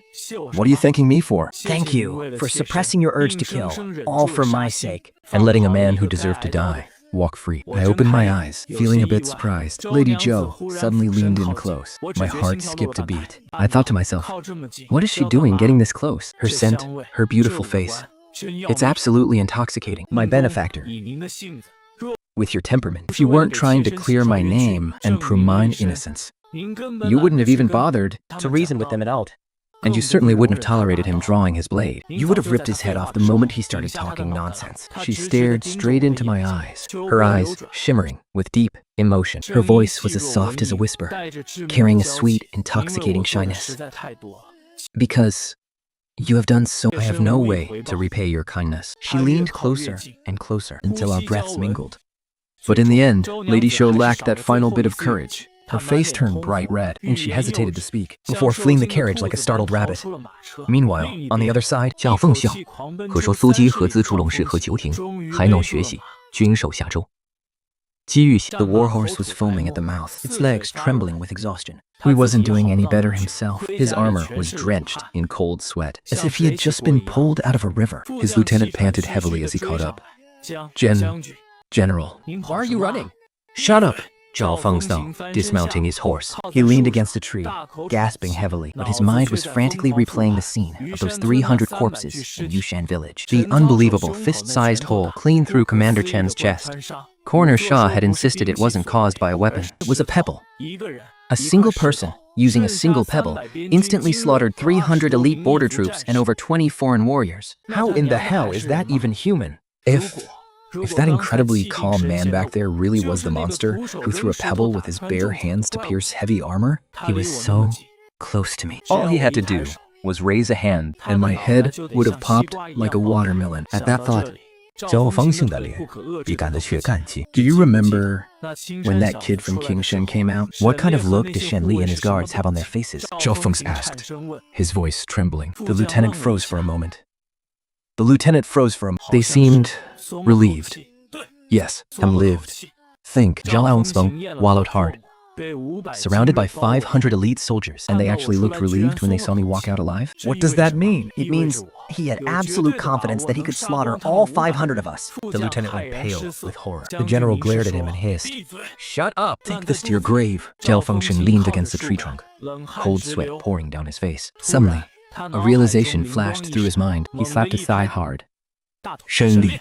That son of a bitch, Shen Lai. Every bizarre detail finally clicked together. Shen Lai had been to the scene beforehand. He must have already guessed who the killer was. He deliberately lied about chasing a wrong way, And purposely pretended to stop me from making the arrest. Just to rile me up, so I would test that monster's blade myself. The moment I drew my sword, I would have ended up a corpse, and Shen Lai would have just sat back and reaped all the benefits. He could have even used my death to claim the credit back home. What a sinister plot. But then, Zhou Fengxing suddenly let out a frantic, manic laugh. Oh, Shen Lai, you wouldn't believe it, even in your dreams. But it was your stalling. That actually saved my damn life. He turned to his lieutenant. When Shen Li gets back, tell him I'm buying him a drink. The lieutenant was completely baffled. Huh? But sir, don't you two hate each other? Hating him is one thing, but he saved my life.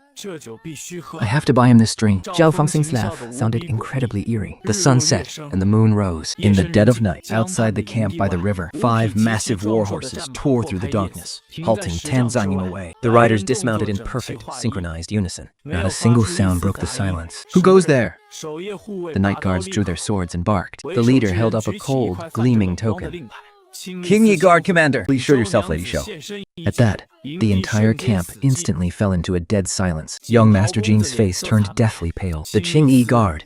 They were the living yamas hanging over the heads of all officials and commoners alike. Lady Zhou lifted the tent curtain and stepped calmly out into the dark night. Gentlemen, what business do you have with me? Under the trees stood Sumo, a commander of the Qingyi Guard, with his hands clasped behind his back. His gaze was razor sharp. Lady Zhou, the case of Yushan village has already blown up. 300 border troops and 21 clans are involved. Someone has to take the fall for this. Your uncle, Zhou Tongji, is as slippery as an eel. We can't get a grip on him. But you, fleeing in the dead of night with all that money? There are just too many coincidences. You are the perfect scapegoat. Sumo's voice was flat, yet it carried a suffocating weight of oppression. An inescapable dragnet has already been cast over Ming City. You have nowhere left to run. Not just you. Even your maternal family will be dragged down with you. However, I didn't pursue you tonight to lock you up. I came to meet someone capable of wiping out 300 elite guards in a single strike, piercing heavy armor with nothing but pebbles. Master to even forced Generals Shen Li and Zhao Fengxing to return empty-handed. To meet such a legendary figure Is my true purpose tonight, Lady Shou. A heavy silence fell. Just then, I slowly stepped out from the camp, my pace casual and unhurried. Bathed in the moonlight, I spoke. Are you looking for me? Sumo sized me up. Seeing how incredibly ordinary I looked, he cupped his hands and said, I am Sumo. May I ask, Were the corpses at Yushan village your handiwork? I neither admitted nor denied it, only staring back at him in silence. Sumo took a deep breath and got straight to the point. I've heard that your martial skills are unmatched. I, Su, would like to test them myself. If you win, I will tell you how to save Lady Shou. Nodding slightly, I asked, "How do we duel?" Right there. Sumo pointed toward the open clearing. One move to decide the victor. The first one to drop their weapon loses. I chuckled, slightly raising my hand in invitation. In the open clearing, the moonlight lay thick, like a coat of frost. My hands simply hung at my sides. I didn't show even the slightest intention of drawing my blade. My blatant disregard riled up Sumo's fighting spirit. With a low growl, he barked, "Take this, sir." Clang! The very instant his long saber left its scabbard, a sharp, agonizing screech of metal snapping suddenly tore through the night sky. Sumo's movements suddenly froze. He stared down at his own hand. All that was left in his grip was a bare, empty hilt. The blade was gone. What on earth just happened? He snapped his head up, staring daggers at me. I was still standing in the exact same spot. I hadn't even budged an inch, looking as though I had been a mere bystander this entire time. Sumo stiffly turned his head to look about 10 feet away. Under the moonlight, the shattered half of his refined steel saber was buried deep inside a solid block of granite. Its broken end still vibrating violently. It hadn't been slashed into it. It had been driven straight in out of thin air, as easily as slicing through tofu. Cold sweat instantly broke out, drenching Sumo's official uniform. That saber had been with him for 8 years. It could cut through solid iron like butter. He hadn't even seen me make a move, much less how I had done it. What if the thing driven deep into that stone hadn't been his blade, but his head? The 4 Centurions standing behind him were just as dumbfounded as if struck by lightning, completely frozen on the spot. They were hardened killers, used to shedding blood, but they had never witnessed such an absolute crushing display of power. One that felt almost like sorcery. The air grew so quiet that the only sound was the gentle rustling of the night wind through the grass. Sumo gripped his empty hilt, not daring to budge a single millimeter. He finally understood the absolute calmness in my eyes. It was the supreme, untouchable confidence of a dragon looking down upon a mere insect. "Sir?" Sumo's voice was raspy, trembling with fear. I have lost, utterly and completely defeated. Without a moment's hesitation, he tossed the broken hilt aside and gave a deep, respectful bow. "I came here tonight to invite you to join the Qingli Bureau. My testing of your skills just now. I beg you to forgive my insolence. As for how we will protect him, the Qingli Bureau answers directly to His Majesty. As long as you join us, Lady Zhou can be safely settled in a private courtyard. No one would dare touch a single hair on her head." I glanced at Lady Zhou, then gestured for Sumo to come over. "Mind if I speak?" "I can join you, but I have one condition. Do not interfere with whoever I decide to kill." Sumo froze. My gaze grew colder. "If I cross paths with those tyrants who oppress the locals and harm the innocent, I will kill them if there is evidence. And I will still kill them, even if there is no evidence." Sumo's breath hit. In his 10 years of solving cases, he had never seen anyone dare to disregard the imperial laws so completely. In his eyes, I held a scale in my heart that was beyond the court's jurisdiction. Whoever crossed the line would die. After a long silence, Sumo cut his hands and smiled bitterly. "Your request, sir, is not something I can decide on, but the lord who heads the Qingli Bureau in the capital might dare to agree. How long will a trip to the capital take you?" "I will return within 9 days. I can wait." Sumo let out a long sigh of relief. He immediately ordered 2 of his trusted centurions to stay behind to protect Lady Zhou, and then rush toward the capital through the night with the rest of his men. The night breeze was slightly cool as the river rushed along. Just as I settled inside the carriage, the curtain was pulled back and Lady Zhou slipped in. Without trying to hide from anyone, she just came straight inside and sat down right next to me. "Benefactor, did you join the Qingli Bureau for my sake?" I nodded, then shook my head. Lady Zhou was taken aback for a moment. Her voice trembled slightly. "Benefactor, you have already done more than enough for me. Why don't you just refuse them? I have heard things about them. Them surfaced. They are the Emperor's blades, but in truth, they are divided into several factions. Some of them specialize in open cases, while others handle underhanded, shady dealings. They fight fiercely amongst themselves. Every year, so many people die mysteriously. If someone like you gets involved, those factions will definitely try everything to win you over and use you. But if you refuse them, they'll become wary of you and try to get rid of you. The waters there are far deeper than in Yun City or the border commandery is, saving me from those routed soldiers, saving me from those bandits, and protecting me from the pursuit and blockades of those officials. You've already saved my life so many times. If it weren't for you, I would never have made it to Yun City, let alone escape from it. I am not an ungrateful woman. Investigating my husband's death was my choice. and my family's plight is a burden I brought upon them. I should bear all the consequences myself. I beg of you, please don't get involved because of me in those terrifying struggles, okay? Lady Zhou just looked at me like that. Her eyes weren't red, and no tears fell. But that earnest look in her eyes was more heartbreaking than if she were crying. I understood her worry. But that was exactly why I had to consider joining the Qingli Bureau. No matter how strong a single person is, there will always be moments of carelessness, or times when they are too late. But I have a real power in the Qingli Bureau. The entire imperial court machine will become a shield to protect her and her family. Anyone who wants to touch her will have to think twice about whether their neck is tough enough. I wouldn't say these things out loud. Although she is incredibly smart, she has one fatal flaw. She takes too much upon herself. Before marriage, she shouldered the weight of her family. After marriage, she shouldered the weight of her husband's family. And now, she shoulders the truth of a bloody murder and endless guilt. I don't want to become yet another shackle for her. Leaning against the wall of the carriage, I put on a casual front and joked. Actually, before I met you, I was so poor I had to eat tree bark. When I agreed to be your bodyguard back then, it was purely to get a free meal and earn some silver to spend. But now, you go and say we're parting ways. Then I definitely need to find a way out for myself. Besides, the Qingli Bureau pays pretty well. I'm just trying to land myself a decent gig. Suddenly, Lady Zhou let out a soft laugh. Amused, I smiled. What is it? My benefactor, has anyone ever told you that whenever you lie, your eyes always drift downward? Lady Zhou pulled back her smile And lowered her voice. The things you just said, I don't believe a single word of it. You claimed it was for the money. But on our journey here, you defeated routed soldiers, cut down bandits, and slaughtered those vicious foes. Yet I never promised you a single copper coin. You claim, but with your heaven-defying abilities, where on earth could you not go? Why would you choose to enter the Qingli Bureau? A meat grinder of certain death where no one survives. She stared at me with burning, intense eyes. I know exactly what you were thinking. You're afraid that you can't protect me all by yourself. So you want to use the Qingli Bureau to find a powerful backer for me and my family. I rubbed my nose helplessly. Being with you, it's really hard to keep even a single secret. But Lady Zhou didn't play along with my banter. Her expression grew increasingly solemn. Benefactor, haven't you realized yet? The way you live and act is completely out of step with this world. Out of step. In this world, regardless of whether they are noble or lowborn, Everyone acts with a purpose. Lady Zhou said with absolute certainty. Merchants seek profit, officials seek power, martial artists seek fame, and even beggars bow down just to get a full bowl. Even when saints perform righteous deeds, they do so to leave their names in the history books. But you, she paused. An incredibly bright light flashed in her eyes.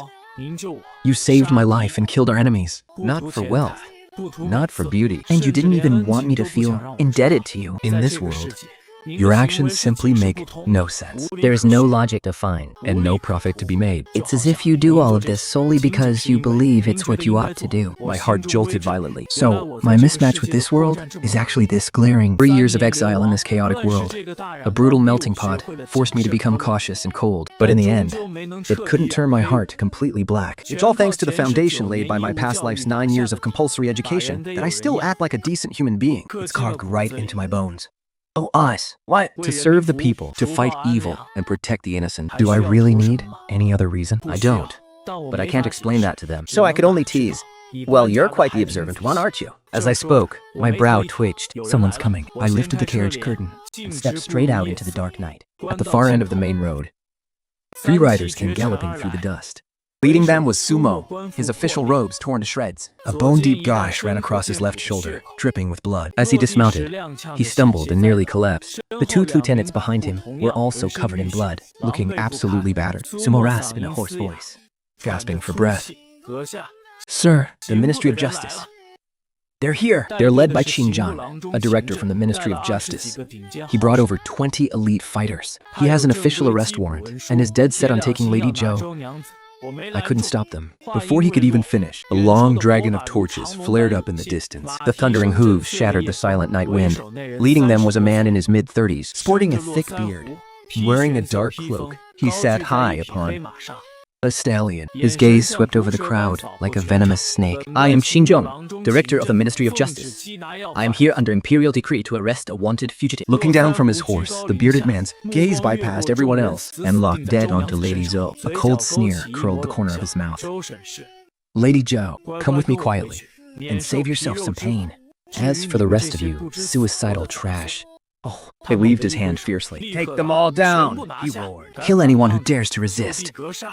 Over 20 men drew their blades, their cold steel gleaming under the night sky. They closed in, step by step. In this tense, deadly standoff, I simply turned my head to look at Sumo. Does this leader of theirs usually slaughter the innocent? Are his men clean? Sumo too lose strength instantly, but he didn't dare hesitate. He answered at lightning speed. Their leader, Xing Zheng, is the Vice Minister of Justice's personal confidant. He specializes in doing dirty work for the nobility. Countless innocent lives have been ruined under his watch. He's wiped out entire families, more times than I can count. And the men he brought are just as rotten as he is. They pillage, they rape, there is no evil they haven't done. Understood.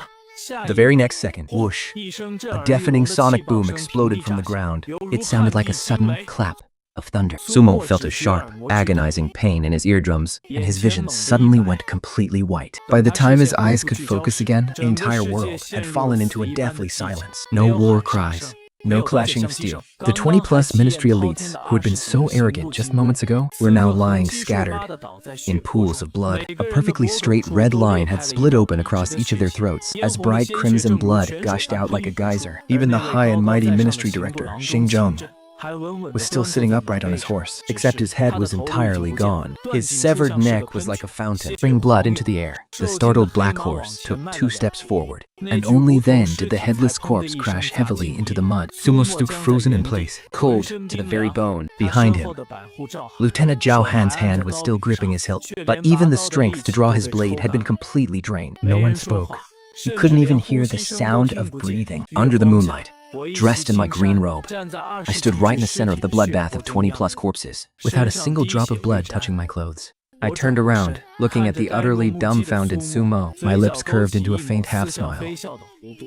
Commander Su, do you still want to recruit me into the Qingli Bureau? These casual words fell upon Sumo's ears like a deafening crack of thunder. That was a high-ranking director from the Ministry of Justice. He represented the very face of the imperial court. Yet he killed him just like that, without even blinking an eye. But once the initial shock wore off, A wild fire suddenly ignited in Sumo's mind. in his 10 years at the Qingli Bureau, the enemies he made could easily fill an entire moat. He used to think his life would end either by a blade while handling a case, or by being torn to pieces by his enemies once he grew old. But now, staring at the figure standing before him, he suddenly realized a third path lay right in front of him. To hell with the Qingli Bureau. To hell with promotions. The man standing before him was absolutely worth risking everything for. Taking a deep breath, Sumo stepped forward and slammed his knees heavily into the bloody mud, spattering dark red droplets of blood as he bowed deeply. He cried out with all his might, pressing his forehead hard against the ground.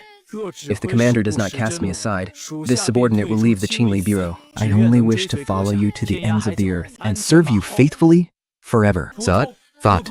The 4 centurions behind him did not hesitate for a single second. They all fell to their knees in unison, screaming at the top of their lungs.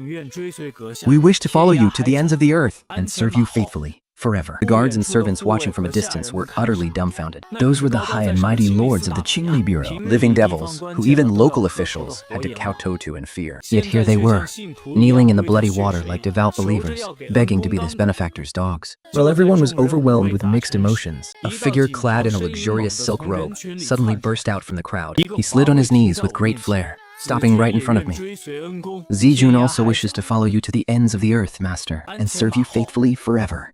Thank you. The young nobleman screamed at the top of his lungs. Terrified of being left behind. Looking down at these 6 people, I sighed inwardly. In my past life on the internet, people always mocked those who fawned over the strong. But in this chaotic world, where human life is as cheap as grass, fawning over the strong isn't blind worship. It is the rawest form of survival instinct. The strong stand and feast on meat, while the weak kneel just to survive. It's as simple as that. System. Thank you for giving me this cheat code, I whispered in my mind. As long as you are with me, even if I was a golden boy back in school, winning good student awards year after year, on this ruthless path of an evil cultivator, I am definitely going to see it through to the very end. I glanced at the skyrocketing attributes on my retina.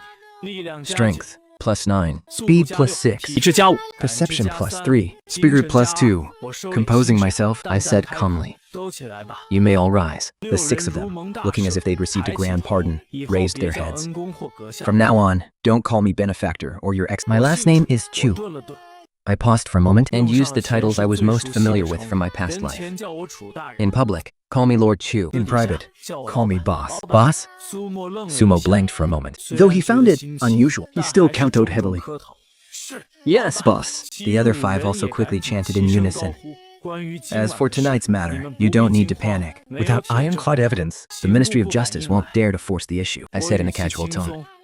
Of course, if they are dying to throw their lives away, they are more than welcome. I've always appreciated brave men who aren't afraid of death. hearing this made Sumo's scalp go numb. The appreciation his boss spoke of was probably just appreciating the way they looked when they died. But he quickly composed himself, showing the professional standards of the Tingli cleaners. Don't worry, boss. We are absolute professionals at cleaning up scenes. We will leave 2 corpses behind. And stage it to look like they died in a bloody battle against some unknown vicious bandits. The 2 brothers who died will change their identities and stay by your side, serving you from the shadows. As long as we buy enough time, This case will just become an unsolved mess. I nodded in satisfaction. Not bad. Slick enough. Go get to work. By the carriage. Mrs. Zhou watched the busy Qinglizi cleaners.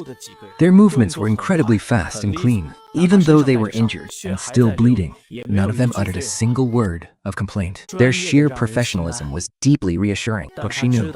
That relying on just the 5 of them wasn't enough. She turned to the guards. Xu Hu, Wang Li, take some men to help carry the bodies. Dig holes and haul stones. Follow their instructions completely. The quiet night faded as dawn arrived. As the first light of day broke, Inside the Yun City Defense Governor's residence, the governor had just picked up his teacup. Before he could even swallow his first sip of piping hot tea, from outside the door, the sound of scrambling, stumbling footsteps rushed in. My lord, something terrible has happened. The garrison commander's hand trembled, spilling hot tea all over himself. He looked up, glaring fiercely at his pale-faced confidant. What is it now? Has the sky fallen? don't tell me. Director Singh of the Ministry of Justice, who led the pursuit last night. Are they all dead? The garrison commander leaped to his feet, staring dead at him. Spit it out. Tell me everything. This morning, Shiliark Su of the Qingli Bureau escaped back with 2 mangled corpses. He said they ran into a large band of ruthless bandits on the way. All 25 elite fighters from the Ministry of Justice were completely wiped out. Tivark Su risked his life to retrieve the bodies, Losing 2 of his centurions, and barely escaped back with severe injuries. Glap! The expensive teacup in the garrison commander's hand crashed onto the stone floor, shattering into pieces. He slumped back powerlessly into his grand armchair, his eyes completely vacant. Could it be? Is the Yun City garrison commander seat cursed by the heavens? The unsolved decapitation case of the 300 elite troops in Yushan village still hasn't been settled. And now, 5th-ranked director of the Ministry of Justice has been dragged down too. After a long, suffocating silence, A cold sweat broke out all over his back, his eyes flickering wildly with sheer terror. 审理燕赵风向都是驱魔力锤克曼者，出3若行者开不一门托普苏丹。 And both claimed they got lost. Director Singh didn't get lost, but he and his men were completely slaughtered. Bones and all. Those 2 bastards definitely didn't get lost. They realized long ago that there's a living Yama protecting that widow. Someone no one dares to mess with. the garrison commander swallowed hard. Feeling a cold chill run right down his spine. To dare slaughter a Ministry of Justice director like a dog at a critical time like this? Just who on earth are we dealing with? Over at the west camp of Yun City, Zhao Fangxing listened to the report his lieutenant delivered in a trembling voice. His thick eyebrows furrowed deeply. The 2 corpses they brought back, their heads were chopped off, and their bodies are covered in wounds from sabers, swords, axes, spears, and even arrows. Standing under an old tree beside the training grounds, Zhao Fengxing Looked at his lieutenant with a half smile. Yan Feng. What kind of bandits would use so many different weapons on their victims? The lieutenant hesitated, saying, could it be a remnant band of defeated soldiers who banded together? Do you actually believe that yourself? The lieutenant shook his head decisively. No, General. Zhao Feng's face suddenly darkened. He lowered his voice and barked coldly. No. You do believe it. And I, your general, believe it too. The lieutenant stared at him. If you don't believe it, then you'll have to go investigate and find out what the hell actually happened. Do you want to die that badly? Zhao Feng patted his lieutenant on the shoulder. His gaze drifted toward the direction of Yushan village. His eyes were filled with deep dread. Even the Ministry of Justice's hidden blades met their end there. They're absolutely going to lose their minds. We'll just report it as a violent bandit attack. Those 4 words can keep our mouth. Let's just sit back and watch how this whole mess ends. Lynch's Easter camp. Inside the military tent, Shen Lai was wiping down his long blade. After listening to his soldier's report, He froze. So, Zhao Haming Chan Mi artist? Commander Su rushed back to the capital overnight to bring reinforcements. Shen Lai narrowed his eyes. In other words, Except for those two headless, brutally mangled corpses, and Sumo's word alone. There are no other survivors left at the scene to corroborate anything? Yes, General. With a sharp clang, Shenlai sheathed his blade. He strode out of the tent. Let's go. We can't entirely trust that old fox Sumo. I must examine the bodies from the Ministry of Justice myself. 并拥抢个回发求奥夫。周明完在辣夫子里因死砸。 He looked as if he had aged 10 years overnight. After learning that the Ministry of Justice's men had been completely wiped out, he felt no sense of relief. Instead, a deeper, heavier dread gripped his heart. 轻剑和强枝，哼剑和宣泄，喜可入之。 Originally meant to keep him under tight control, but now he's dead on Yuncheng territory. That venomous snake, Lord Xu, Will definitely pin this entire mess on him. He played back every single detail of what happened in Yushan village in his mind, over and over, but he couldn't make any sense of it. Where on earth did his once submissive niece get the power to pull off something so massive? A storm is coming. A storm is coming indeed. Zhou Mingwen closed his eyes in utter despair. The Ministry of Justice, Lingqiu. Inside the Vice Minister's residence. 薛晴占领了老商场。 Clutching a secret letter he had just received. The paper was crumpled tightly in his grip. Qingjin is dead, along with 25 of his men. Not a single one returned. The room was so deathly quiet that even the sound of breathing could be heard. Several Ministry of Justice officials stood with their heads bowed, too terrified to even breathe. Xing stood up and walked over to the map. His gaze was locked dead onto the word, Yongcheng. Simo reported that it was the work of vicious bandits. The scene was a raging inferno. A chaotic mix of weapons was left behind. What do you all think? Several of the advisors exchanged glances. One of them tentatively suggested, perhaps it was a band of roaming thugs in the pitch-black night. They probably didn't recognize our Ministry of Justice officials. So once the clash started, they decided to finish the job. Foolish. Tushim, who had been silent all this time, suddenly spoke up coldly. Interrupting the man's speculation, Everyone turned to look at him in unison. Tush walked over to the map and tapped his finger on the location of Yushan village. Lest we forget. Before this happened, 交风行 and Shility， 其禮拜三者被 Paker mode to pursue them。 and yet both ended up getting lost in the exact same way. Lady Shan escaping once might have been luck, but making two regular army units back off in succession, that is definitely not luck. He turned his head to look at Xiu Qing, his gaze as sharp as a blade. My lord, I reviewed the case files of Yushan village. 320 elites were completely wiped out, with absolutely no survivors. Their deaths were eerily consistent. Thing were even pierced clean through their skulls and chests by pebbles no larger than a finger. To be able to slaughter hundreds of people in such a short time and inflict such horrific wounds.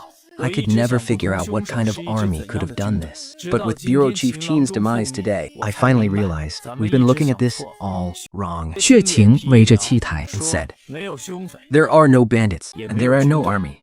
It was just one person, a monster in human skin. The temperature in the room seemed to plummet to freezing in an instant. Shifting remained silent for a long time. Then, he suddenly laughed silently. The smile was incredibly cold and sinister, radiating a spine-chilling excitement. Whether it's a man or a ghost, anyone who dares to kill my Ministry of Justice people will pay with their life. Shriking whipped around, He turned and slammed a purple gold command token onto the table.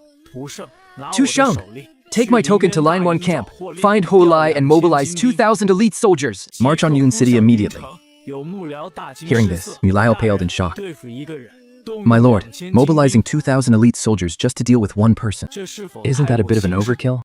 Thank Master. He's just a mere villager. Yet 300 of our soldiers were slaughtered to the last man. And Xinjiang, along with 25 of our top experts, was completely wiped out. And you call this overkill? I don't care if he's a god or a demon. 2,000 armored soldiers in full battle formation would steamroll right over him. I will use overwhelming numbers and heavy armor to grind him, flesh and bone, into minced meat. Your subordinate obeys. Thinging snatched up the token. And one more thing. Bring Madame Shen of the Zhou family back to me alive. Send her to the penal brothel and instruct them to take good care of her every single day. We must appease the souls of our fallen brothers. As for the Shen family of Ming City, there is no longer any need for them to exist. Exile all the men